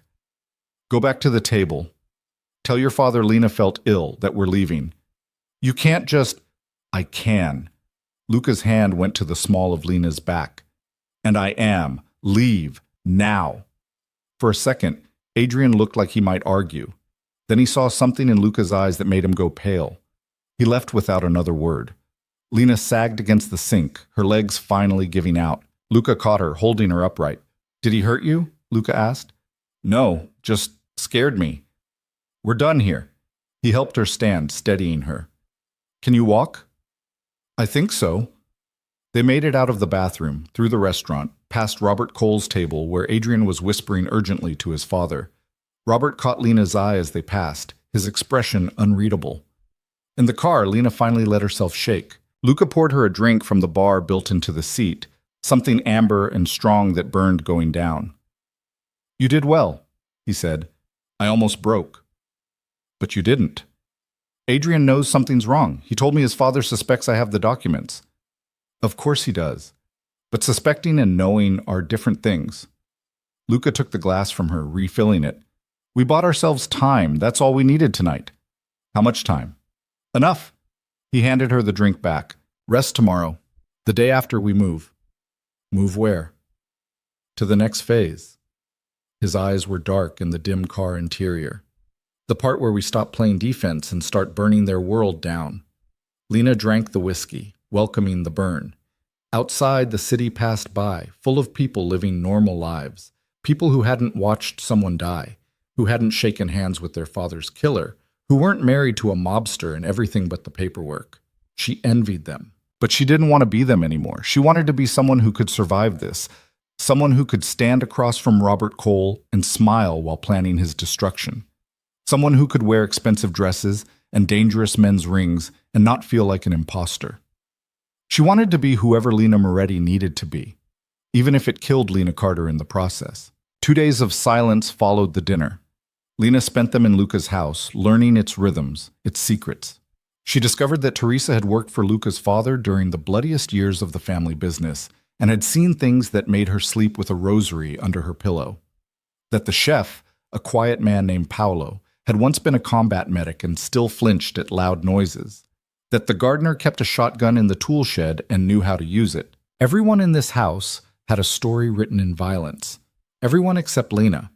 She was starting to think that would change soon. On the third morning, Luca knocked on the bedroom door at dawn. Lena was already awake, staring at the ceiling, thinking about her father's last words to her. Don't let anyone make you small. She thought she understood what he meant. Now she wondered if he'd known something was coming, if he'd been preparing her without saying it outright. Get dressed, Luca said through the door. We have a meeting. With who? People who can help us. 30 minutes later, they were in the car again, heading into a part of the city Lena had never seen. Industrial, run down, the kind of neighborhood where people didn't ask questions because they didn't want to know the answers. They pulled up to a warehouse that looked abandoned, but probably wasn't.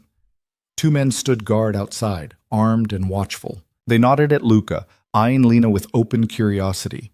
Inside, the warehouse had been converted into something that looked like a bunker mixed with a tech startup. Computers lined one wall, their screens showing security feeds and data streams Lena couldn't decipher. A large table dominated the center of the space, covered in papers and photographs. 3 people waited there. A woman in her 50s with sharp eyes and silver hair pulled back in a severe bun. A younger man, maybe 30, with the kind of pretty boy face that probably got him underestimated. And an older man who looked like he'd walked out of a war zone and never quite made it back. This is Lena, Luca said. Lena, meet Diana Chen, Marco Russo, and Frank Morrison. They work for me. Worked for your father first, Diana corrected. Her voice had a slight accent, Chinese maybe. Before Luca convinced us his vision was worth following. Diana handles intelligence, Luca explained. Marco specializes in financial crimes. Frank used to be FBI before he got tired of watching bad people walk free on technicalities. Pleasure, Frank said, though he didn't look pleased. He looked like he wanted to be anywhere else. Diana gestured to the table. We've been analyzing the documents you recovered. Your father was meticulous. Names, dates, dollar amounts, photographs. He built an airtight case against Robert Cole's entire operation. Airtight except for one problem, Marco added. Most of the key witnesses are dead. Viktor Sokolov, the Russian your father photographed with Cole, killed 8 months ago. The bank manager who processed the transactions. Heart attack last year? The accountant who helped cover the tracks? Car accident. Like my father, Lena said quietly. Exactly like your father. The Coles have been systematically eliminating anyone who could testify against them. Diana tapped one of the photographs. But they missed something. Your father had a fail-safe. She pulled out a document Lena hadn't seen before. A letter, written in her father's handwriting, addressed to someone named Catherine Reeves. Who's that? Lena asked. Federal prosecutor, Frank said. One of the few honest ones left. Your father was in contact with her before he died. He told her he had evidence but needed time to get his daughter to safety first. Lena's chest tightened. He was trying to protect me. He was, but he never got the chance to deliver the evidence. Which means Catherine Reeves has been waiting for 2 years, probably assuming your father got cold feet or was silenced before he could follow through. So we give her the evidence now, Lena said. We hand it over, let the federal government handle it. It's not that simple. Luca moved to the table, pointing at a series of photographs. Robert Cole has people everywhere, police, judges, prosecutors. If we hand this over through normal channels, it'll disappear before it ever sees a courtroom. We need to be smarter. How much smarter? We need to make it public, undeniable, too big to bury. Diana pulled up something on one of the computers. Your father documented everything, but he focused on the money, the financial crimes. That's good, but it's not visceral. People don't care about money laundering the way they care about violence. What are you suggesting? Lena asked.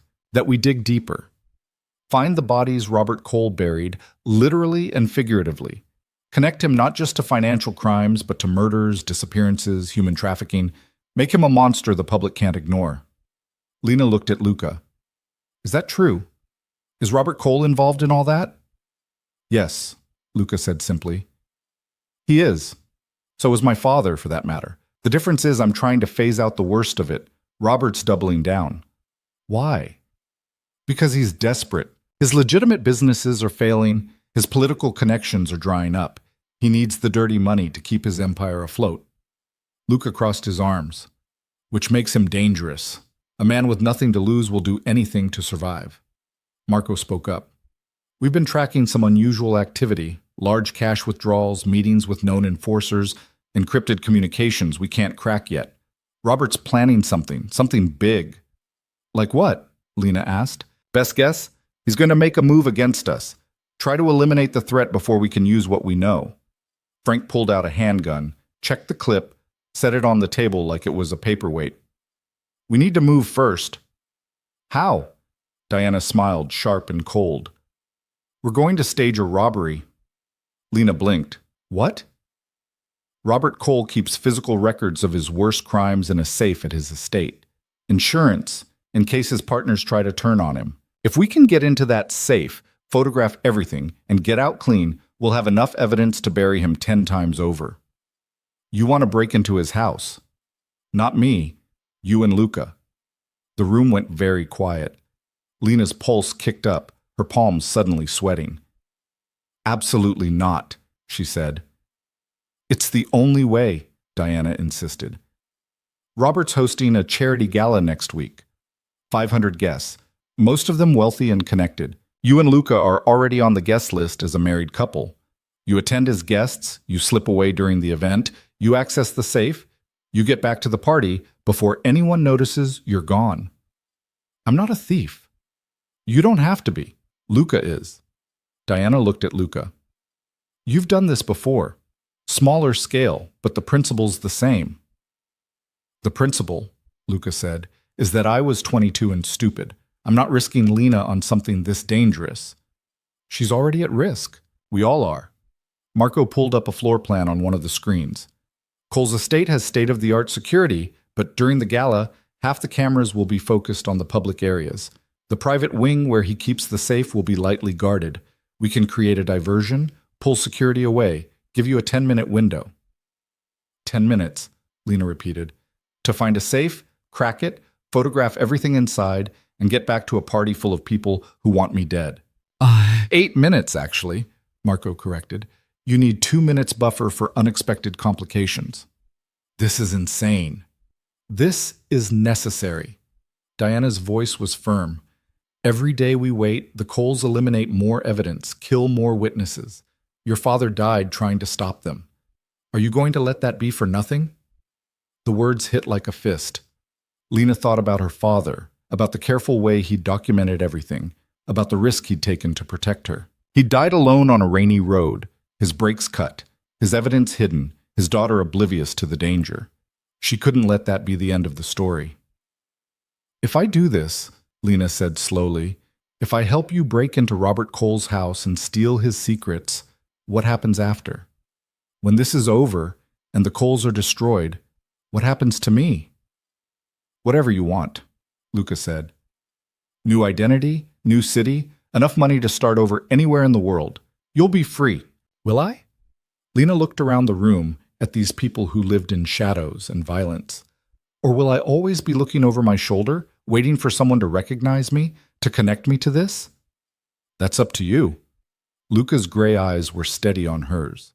You can disappear so completely that even I won't be able to find you, or you can stay. Build something better out of the ashes. Stay here? With you? With people who understand what you've been through, who won't judge you for the things you had to do to survive. It was the closest thing to a real offer he'd made. Not a performance, not strategy. Just the truth laid bare. Lena looked down at the ring on her finger, the symbol of a marriage that wasn't real but felt more honest than anything she'd had with Adrian. She thought about the woman she'd been a week ago, small, quiet, forgettable. That woman was gone. Killed in the library along with the man Luca had shot. Whoever was left had to decide what she wanted to become. Teach me, Lena said. Everything I need to know to do this without getting killed. Diana smiled. We have a week. Let's get started. The training was brutal. Diana taught her how to move through a crowd without being noticed, how to read body language, how to spot security cameras and avoid them. Marco showed her how to pick basic locks, how to photograph documents quickly and efficiently with a camera disguised as a lipstick case. Frank ran her through what to do if things went wrong, how to talk her way out of suspicious situations, when to run, when to fight. But it was Luca who taught her the hardest lessons. You need to be able to lie convincingly. he said on the fourth day, standing too close in the warehouse's makeshift training area. Not just with your words, with your whole body. I've been lying to everyone for days. You've been acting scared and overwhelmed, which is honest. Now you need to act calm and in control, which isn't. He circled her slowly. Convince me you're happy to be here, that you're not terrified of what we're planning. Lena tried. She straightened her shoulders, forced a smile, met his eyes. Terrible, Luca said. You look like you're about to vomit. Maybe because I am.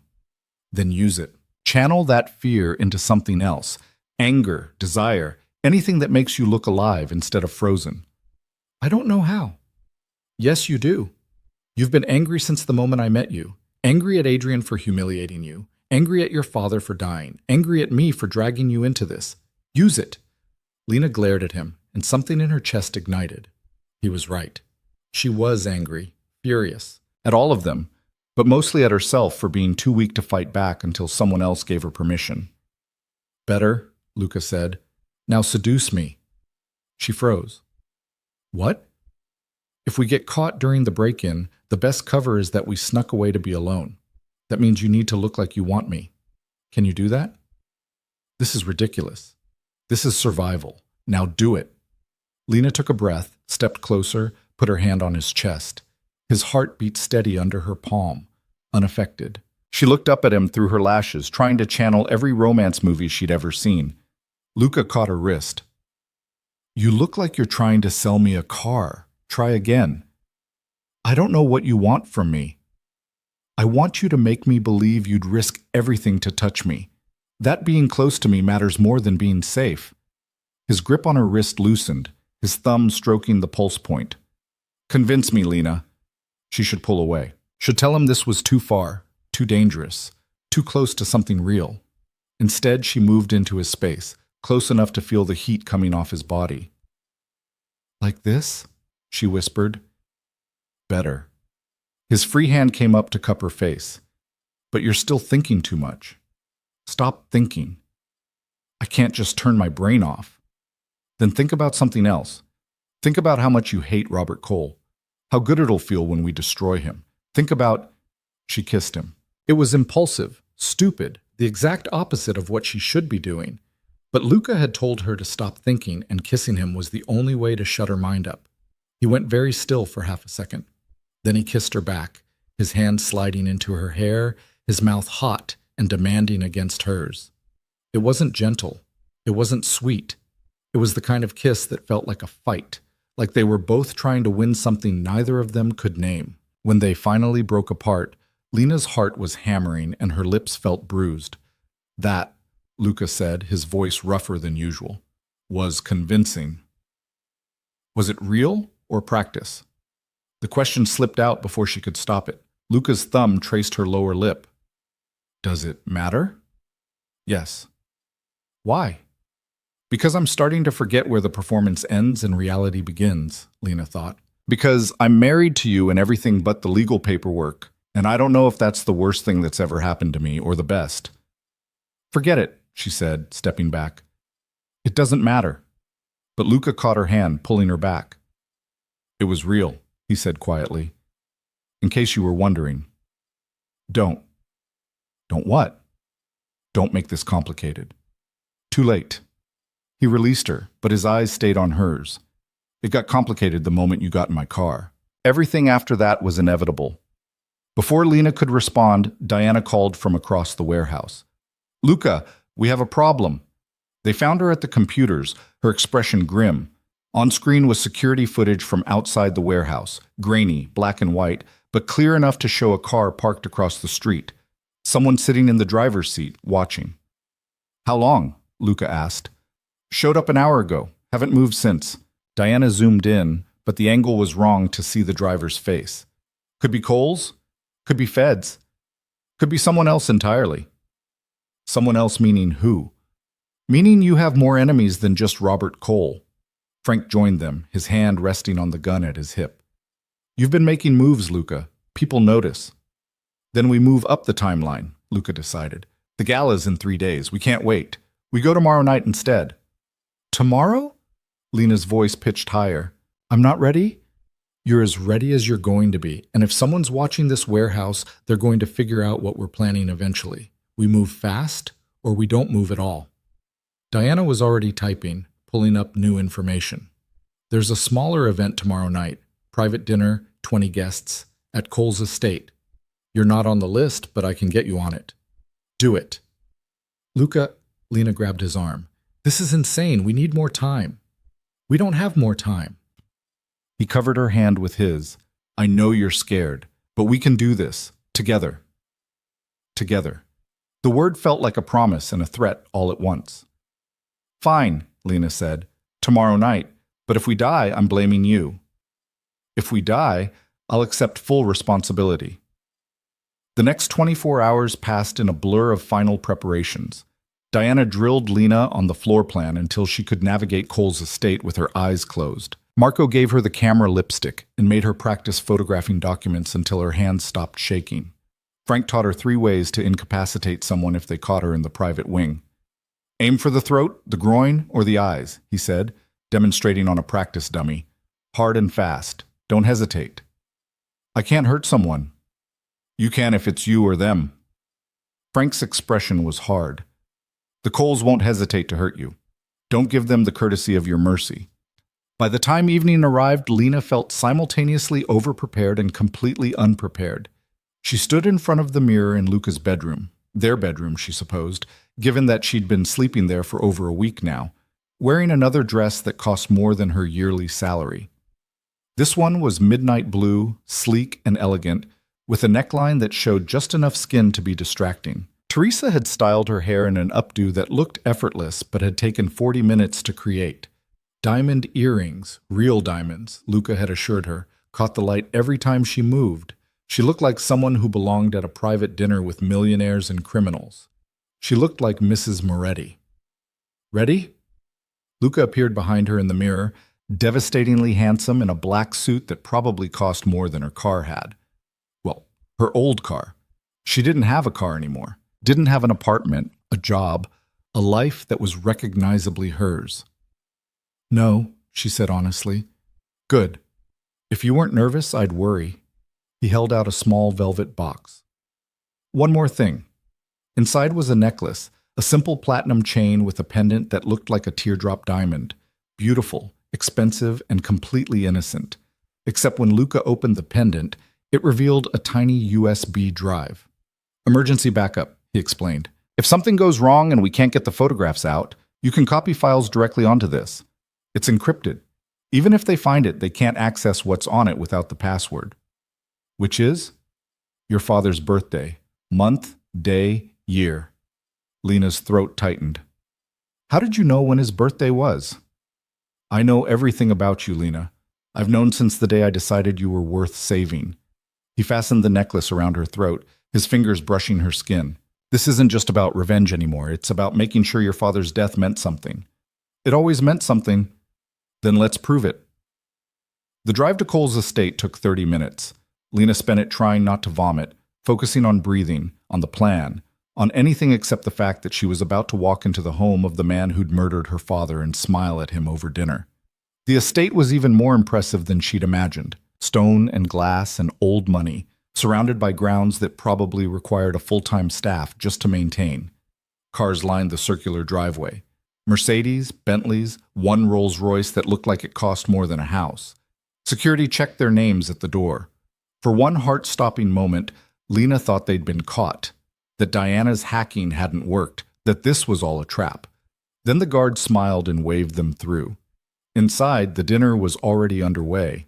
20 guests, just like Diana had said, seated at a table that looked like it belonged in a palace. Robert Cole stood at the head, raising a glass of wine, mid-toast. "Prosperity and partnership," he was saying.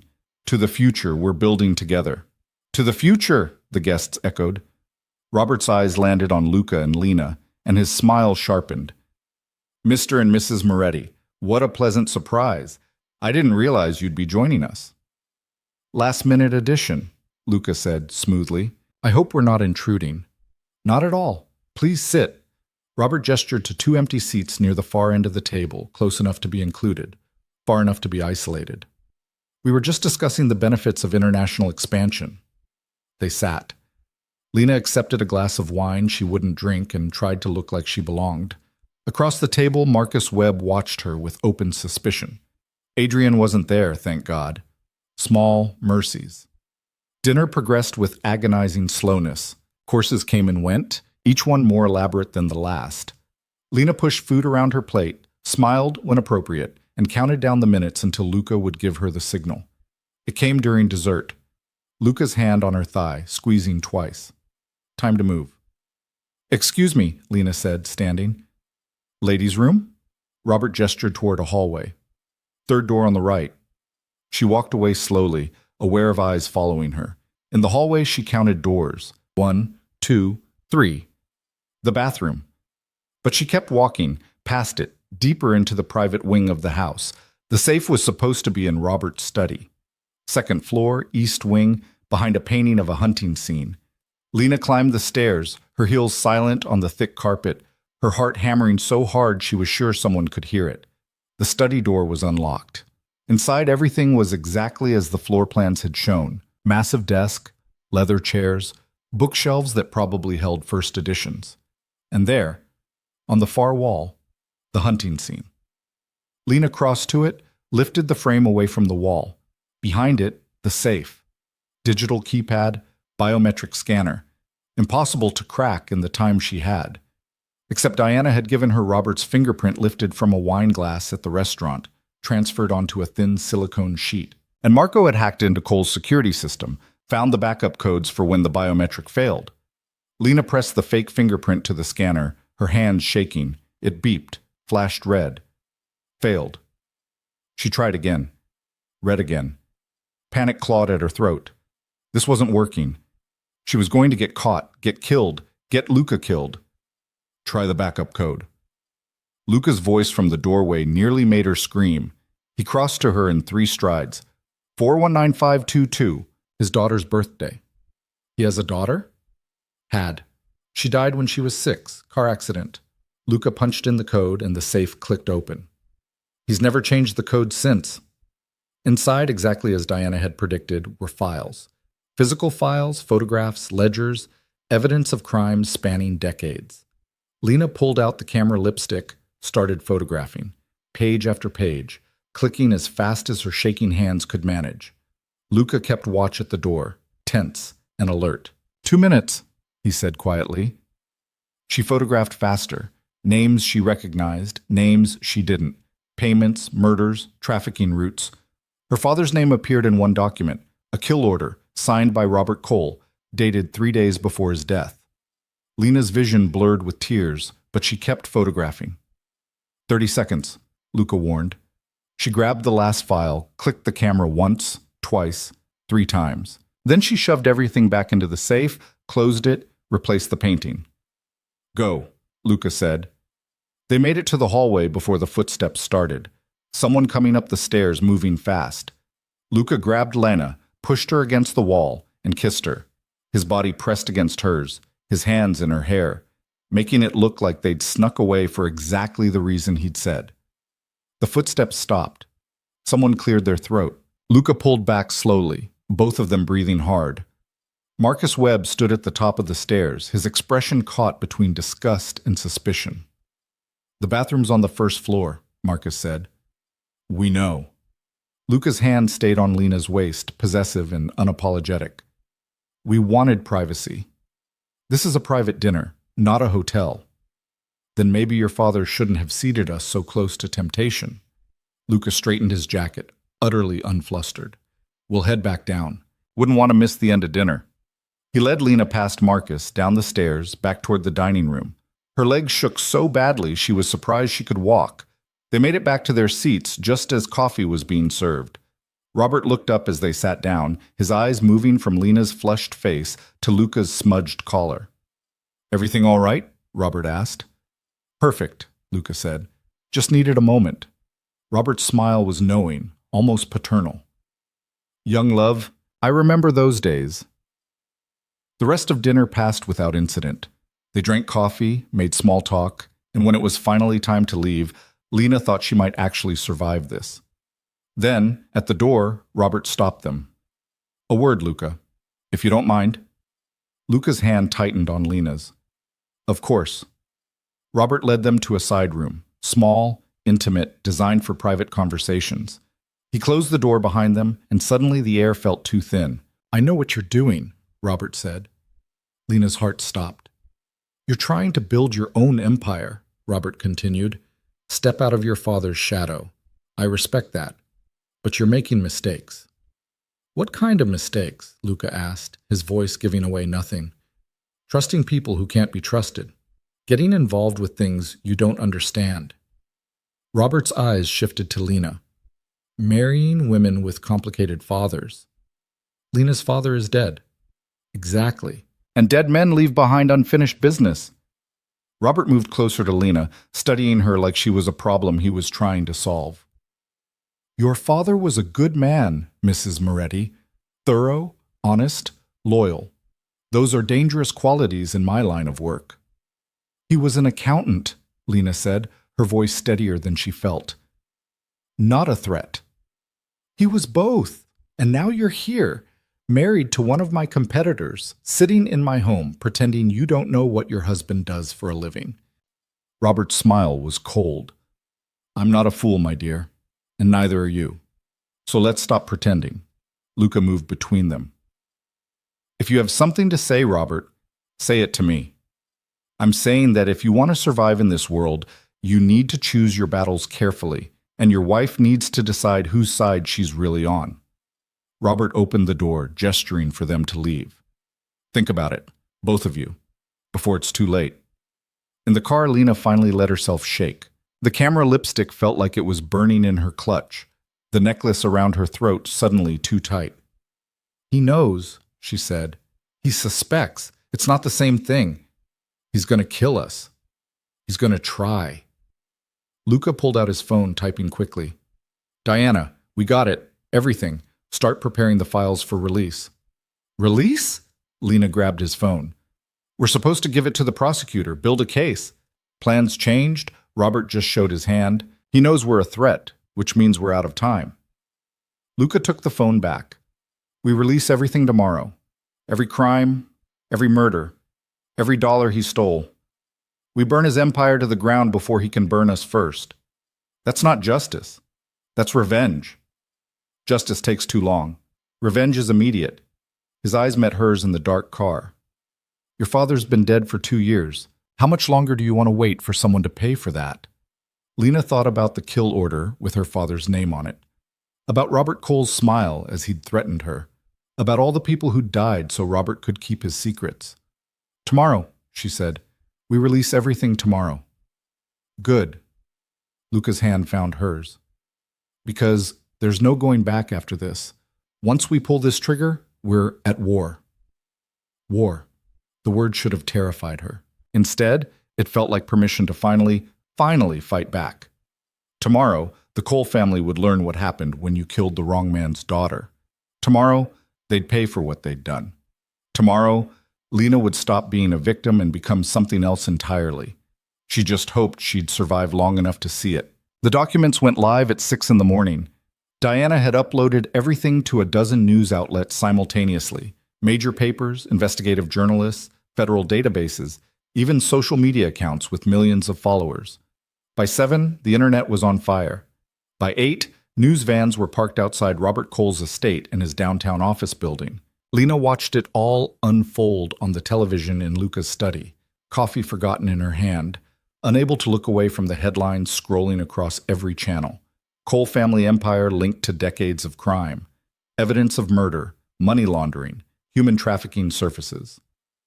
Federal prosecutors promised swift action. Her father's name appeared in several reports. Thomas Carter, the accountant who'd tried to expose the truth and paid with his life. Some outlets called him a hero. Others called him a whistleblower. To Lena, he was just her dad. Flawed, worried, trying his best in a situation that had gotten too big for him to handle alone.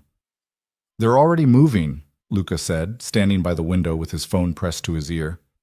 Federal task force formed an hour ago. They've got warrants for Robert, Marcus, and 6 of their key associates. What about Adrian? Lena asked. He's claiming ignorance, says he had no idea what his father was doing. Luca's expression was skeptical. Whether that holds up in court is another question. The doorbell rang. Teresa appeared a moment later, her face pale. "Sir, there are federal agents at the gate. They're asking to speak with both of you." Lena's stomach dropped. "Are we being arrested?" "I don't think so," Teresa said. "They asked very politely, said they just want to take your statements." Luca exchanged a look with Lena. "Let them in." 20 minutes later, they sat across from two FBI agents in the formal living room. The lead agent, a woman in her 40s with tired eyes and a wedding ring she kept twisting nervously, introduced herself as Catherine Reeves, the prosecutor her father had been trying to reach. "Mr. Moretti." "Mrs. Moretti," Catherine began, her voice professional but not unkind. "I'm going to be direct with you. We know the documents released this morning came from you. We've traced the digital footprints, matched them to security footage from Mr. Cole's estate, and frankly, you didn't try very hard to hide your involvement." "We weren't trying to hide," Luca said. "We were trying to expose the truth. By breaking into a private residence and stealing confidential files. That's still illegal, regardless of what those files contained." Catherine opened a folder, pulling out photographs. "However, given the nature of what you uncovered, and given that Mrs. Moretti's father was murdered by Robert Cole, we're prepared to offer you immunity in exchange for your full cooperation with our investigation." Lena found her voice. "You knew about my father. You knew he was trying to reach you before he died." Catherine's expression softened. "I did. Thomas contacted me 6 weeks before his death. He said he had evidence of massive criminal enterprise, but he needed time to ensure his daughter's safety before he could turn everything over. I told him to take whatever time he needed, then he died, and I assumed—" She stopped, cleared her throat. "I assumed he'd been silenced before he could follow through. I've been looking for his evidence ever since." "He hid it for me," Lena said quietly. "In a book, at my work. He knew I'd find it eventually. He must have trusted you a great deal. He taught me that the truth matters more than being comfortable, that standing up for what's right is worth the risk." Lena's eyes burned, but she didn't cry. "I just wish he'd told me what he was involved in. Maybe I could have helped. Maybe he'd still be alive. Or maybe you'd both be dead." Catherine closed the folder. "Your father made the choices he thought would keep you safe. Now you get to honor those choices by helping us finish what he started." Over the next 3 days, Lena gave her statement a dozen times to different agencies: FBI, Treasury Department, state prosecutors. Everyone wanted to hear her story, see her evidence, confirm that what they'd released was real. Each time, she walked them through how she'd found the documents, what they contained, why she believed her father had died because of them. Each time, she felt a little less like a victim and a little more like someone who'd fought back and won. The news kept getting better. Robert Cole was arrested trying to flee the country on a private jet. Marcus turned himself in, apparently hoping for a plea deal. Adrian held a press conference claiming he was cooperating fully with authorities and had no knowledge of his family's criminal activities. Nobody believed him, but he wasn't arrested yet. The rest of the Cole organization collapsed like a house of cards. Associates disappeared, money laundered overseas vanished into government seizure. Legitimate businesses shuttered when banks refused to work with them anymore. 20 years of empire building destroyed in 72 hours. Lena should have felt victorious. Instead, she mostly felt tired. On the 4th day after the release, she found Luca in his study, staring at financial reports that probably had to do with cleaning up the mess they'd made. He looked up when she entered, and something in his expression made her chest tighten. "What's wrong?" she asked. "Nothing's wrong. Everything's—" He stopped, set down the papers. "We did it. The Coles are finished. You're safe. This is what we wanted." "Then why do you look like someone died?" "Because now you get to leave." Luca stood, moving to pour himself a drink he didn't seem interested in drinking. "That was the deal. When this was over, you could go. Start fresh somewhere nobody knows who you are." Lena had forgotten about that promise. In the chaos of evidence and arrests and federal agents, she'd stopped thinking about what came after, about the life she was supposed to rebuild once the danger passed. "What if I don't want to leave?" The words surprised her, even as she said them. Luca's hand froze on the bottle. "What?" "What if I want to stay? Here. With you." She crossed to him, her heart hammering. "I know this started as a lie. A performance to keep me alive, but somewhere along the way, it stopped feeling fake. Lena, I'm not asking for promises you can't keep. I'm not expecting some fairy tale ending where the mobster becomes a good man and the librarian becomes a crime boss. She took the glass from his hand, set it aside. I'm just saying that I spent most of my life making myself small for people who didn't value me. And then you showed up and told me I could be more, that I was worth protecting, worth risking everything for. And now that I've been that person, strong, dangerous, capable, I don't know how to go back to who I was before. You don't have to go back. You can be whoever you want, wherever you want. You have money, resources, connections. I have a husband. She touched the ring on her finger, this symbol that had started as a prop and become something real. On paper, at least. And maybe that's enough. Maybe we figure out what comes next together instead of me running away to some other city and pretending the last 2 weeks didn't change me. Luca caught her hand, his thumb brushing over the ring. I'm not a good man, Lena. You've seen what I do, the world I operate in. That doesn't change just because the coals are gone. I know, but I'm not exactly innocent anymore either. She thought about the man who'd died in the library, the safe she'd cracked, the lies she'd told. Maybe we're both people trying to be better than we were. Maybe that's enough. And if it's not? If 6 months from now you wake up and realize you made a mistake, that you chose this life because you were scared and angry, not because you actually wanted it, then I'll leave and you'll let me go because that's who you are. She stepped closer, close enough to feel his breath on her face. But what if it is what I want? What if I'm choosing you not because I'm scared, but because for the first time in my life, I feel like I'm exactly where I'm supposed to be? Luca's hand came up to cup her face, and this time when he kissed her, it wasn't for show. It wasn't strategy or performance. It was just them, two broken people who'd found something worth fighting for in the wreckage of their separate disasters. When they finally broke apart, Luca rested his forehead against hers. If you stay, there are rules. Things I need you to understand. Tell me. This life doesn't get safer just because one enemy is gone. There will always be others. People who want what I have, who see weakness in caring about someone. You become a target the moment you choose to stay. I've been a target since my father found those files.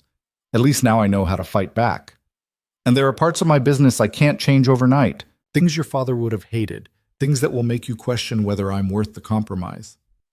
So we work on it, together. You phase out the worst of it. I help you build something better. That's what partnerships do, right? They improve each other. Luca pulled back enough to look at her, really look at her.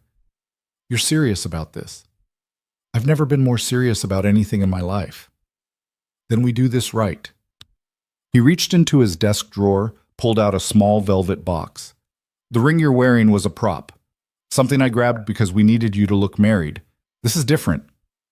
Inside the box was another ring, simpler than the first, but somehow more beautiful. A single diamond set in platinum, elegant and timeless. If you're going to be my wife, Luca said, you should have a ring that means something. A ring that says I chose you. Not because I needed you for some scheme, but because I want you, for real. Lena's throat closed up. Luca, marry me, Lena. Not for show, not for protection. Marry me because we both deserve something real after spending so long pretending. She should say no, should take the out he'd offered, start fresh somewhere safe and clean, should be the smart, careful person she'd always been. Instead, she said, yes. He slipped the new ring on her finger, and it fit perfectly, just like everything else about this strange, dangerous, impossible relationship. The wedding happened 3 months later. Not a big production, just a small ceremony with the people who mattered. Diana, Marco, and Frank stood as witnesses. Teresa cried. Paolo made a cake that could have fed 50 people, even though there were only 7 of them. Catherine Reeves sent flowers with a card that said, "Congratulations on your fresh start." Lena wasn't sure if she meant the marriage or the fact that the Cole family trials were progressing smoothly. Maybe both. Adrian sent nothing, but Lena read about him in the papers. He'd been charged as an accessory to several of his father's crimes. His engagement to Vanessa had ended spectacularly when she'd publicly denounced him on social media. He was facing 20 years minimum if convicted. Lena tried to feel sorry for him. Mostly, she just felt tired of caring about people who'd never cared about her. The ceremony itself was simple. No fancy dress this time, just a white suit that made her feel strong instead of pretty. Luca wore gray, his tie the exact color of his eyes. When he looked at her walking down the aisle of the small chapel, his expression was so open, so genuine, that Lena finally believed this was real. "I, Luca Moretti, take you, Lena Carter, to be my wife," he said, when it was time for vows. "I promise to protect you, to trust you, to let you be exactly who you are instead of who you think you should be. I promise to build something worthy of your father's sacrifice, and I promise that every day for the rest of my life, I'll remind you that you were always enough. You just needed someone brave enough to see it." Lena's turn. She'd written her vows a dozen times, scrapped them all, finally settled on the truth. "I, Lena Carter, take you, Luca Moretti, to be my husband. I promise to challenge you, to keep you honest, to remind you that power means nothing if you use it to hurt people. I promise to honor my father's memory by never staying silent when I see injustice. And I promise that no matter how complicated this life gets, I'll never regret choosing you. Because you taught me something my father tried to tell me but I never understood until now, that being brave isn't about being fearless. It's about being terrified and doing the right thing anyway." When they kissed, the handful of people watching applauded. It wasn't the fairy tale ending Lena had imagined as a girl. It was better, messier, more real, earned through blood and fear and the kind of love that grows in darkness and learns to survive. 6 months after the wedding, Robert Cole was convicted on 37 counts, including murder, racketeering, money laundering, and conspiracy. He was sentenced to life in prison without parole. Marcus got 25 years. Adrian got 15, though he'd likely serve less if he kept cooperating. The judge, reading the verdict, specifically mentioned Thomas Carter, called him a hero who'd paid the ultimate price for doing the right thing, said that his daughter's courage in finishing what he started was an example of the best of humanity. Lena watched the sentencing from the gallery, Luca's hand in hers. When it was over, when Robert Cole was led away in handcuffs, she waited to feel victorious. Instead, she just felt sad. Sad for all the years her father had missed. Sad for the person she might have been if he'd never gotten involved with the Coles. Sad for Adrian, who'd had the chance to be better and chosen comfort over courage. But underneath the sadness was something else. Peace, maybe? Or just the knowledge that she'd done everything she could, that her father's death hadn't been meaningless, that justice, even when it came late and messy, still mattered. Outside the courthouse, reporters swarmed them. Lena had gotten better at dealing with media attention, another skill she'd never planned to need. She gave a brief statement about her father, about truth and accountability, about the importance of standing up to corruption even when it's dangerous. Then Luca guided her to the car, and they drove away from the circus. "Where to?" their driver asked. Luca looked at Lena. "Your choice." "Home," she said, because that's what it was now. Not a fortress, not a hiding place. Home. A year after the wedding, Lena stood in front of a building she'd never seen before. Modern, glass-fronted, sitting in a neighborhood that was transitioning from rough to revitalized. A sign above the door read, "The Thomas Carter Foundation for Justice Reform." "You did this," she said to Luca. "We did this." He squeezed her hand. "You designed the programs. I just paid for the building." Inside, the foundation buzzed with purpose. Legal advocates helping families navigate the system when loved ones were killed by corruption. Investigators tracking down evidence in cold cases. Support groups for people who'd lost someone to crime and cover-ups. Everything Lena had wished existed when her father died. Now real and helping dozens of families who were where she'd been 2 years ago. Diana ran the investigative division.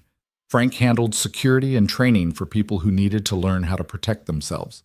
Marco taught financial literacy classes, helping people recognize the signs of money laundering in their communities. It wasn't redemption. Luca's past didn't wash away just because he funded good work now. But it was a start, a way to take the power they had and use it for something other than violence and control. "Your father would be proud," Luca said quietly as they watched a training session through the glass walls.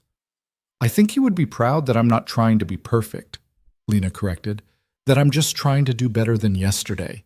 That's all anyone can really do." That evening, back at home, Lena found herself in what used to be Luca's study and was now partly hers. Her books lined half the shelves, not expensive first editions, but well-loved paperbacks with broken spines and coffee stains. Her desk sat across from his, creating a space where they could work together but still have their own corners.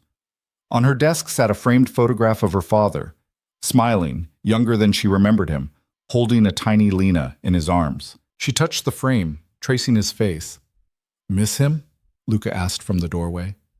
"Every day. But it's different now. Less like losing him and more like carrying him with me." She turned to face Luca. "He taught me that the truth matters. You taught me that I was strong enough to fight for it. Between the two of you, I figured out who I'm supposed to be." "And who's that?" "Someone who doesn't let fear make her small. Someone who chooses courage over comfort. Someone who understands that justice isn't always clean or simple, but it's worth fighting for anyway." She crossed to him, wrapping her arms around his waist. "Someone who can love a complicated man and build a complicated life and be okay with the fact that nothing's ever going to be perfect." Luca kissed the top of her head. "Perfect's overrated anyway." Says the man who used to terrify me. "Still terrify you?" "Sometimes. But now it's the good kind of terrifying. The kind that reminds me I'm alive." They stood there in the doorway between his world and hers, the space they'd carved out together from violence and loss and the stubborn refusal to let evil win just because it was easier to look away. 2 years ago, Lena Carter had been a librarian who thought her biggest problem was a humiliating breakup. She'd been small, quiet, forgettable. Now she was Lena Moretti, wife to a reformed criminal, director of a foundation fighting corruption, survivor of the kind of danger most people only saw in movies. She'd learned to crack safes and read body language and stand in front of her father's killer without falling apart. She'd learned that love could be messy and still be real. That justice could be complicated and still be worth pursuing. That the best version of herself wasn't the one who never got scared. It was the one who got scared and did the right thing anyway. Her father had died trying to expose the truth. She'd lived to make sure that truth mattered. That wasn't a perfect ending, but it was real. And real, Lena had learned, was always better than perfect. Because perfect people never had to make the hard choices, never had to decide between safety and justice, between comfort and courage. Perfect people never learned what they were really made of. Lena had learned. And what she'd found underneath all the fear and doubt was someone worth becoming, someone her father would have been proud to know, someone she was proud to be. The ring on her finger caught the light, not the prop from that first night, but the real one, the one that meant something. She turned it slowly, thinking about everything it represented. Not ownership or obligation, but choice. The conscious decision to stay when running would be easier. To build when destroying would be simpler. To love when protecting your heart would be safer. "What are you thinking about?" Luca asked. "That I should thank Adrian," Lena said. "For what?" "For inviting me to that party, for humiliating me, for making me angry enough to get in your car that night." She smiled up at him. "If he hadn't been such a condescending ass, I'd still be shelving books and wondering why I felt so small all the time." "So we're grateful for terrible people now?" "We're grateful for the lessons they accidentally teach us. Like how not to waste your life trying to be what other people think you should be. Or how the worst moments can turn into the best things if you're brave enough to see them through." Luca pulled her closer. "You're the bravest person I know." "I'm really not. I'm just someone who got tired of being afraid." "That's what bravery is." Maybe he was right. Maybe courage wasn't some grand gesture or heroic moment. Maybe it was just the accumulation of 1,000 small choices to keep going when stopping would be easier. To speak up when staying silent would be safer. To love when building walls would protect you better. Her father had made those choices and paid for them. But he'd also left her a gift, the evidence, yes, but more than that. The example. The lesson that some things were worth the risk. That living a small, safe life wasn't really living at all if you spent it looking away from injustice. Thomas Carter had seen something wrong and refused to accept it. And his daughter had inherited that stubbornness, that bone-deep conviction that the truth mattered more than comfort. It had cost him everything. It had given her everything. Outside, night was falling over the city. Somewhere out there, the foundation was helping someone who needed it. Somewhere, a family was getting answers about what had happened to their loved one. Somewhere, justice was happening because two broken people had decided that their pain should mean something. That was legacy. Not perfection, not some fairy tale ending where everyone lived happily ever after. Just the stubborn insistence that the world could be better and the willingness to do the hard work of making it so. Lena leaned into Luca's embrace and let herself feel it all. The grief for her father, the gratitude for the man who'd saved her, the satisfaction of knowing she'd fought back and won. The exhaustion of carrying secrets and the relief of finally being able to set them down. She'd survived. More than that,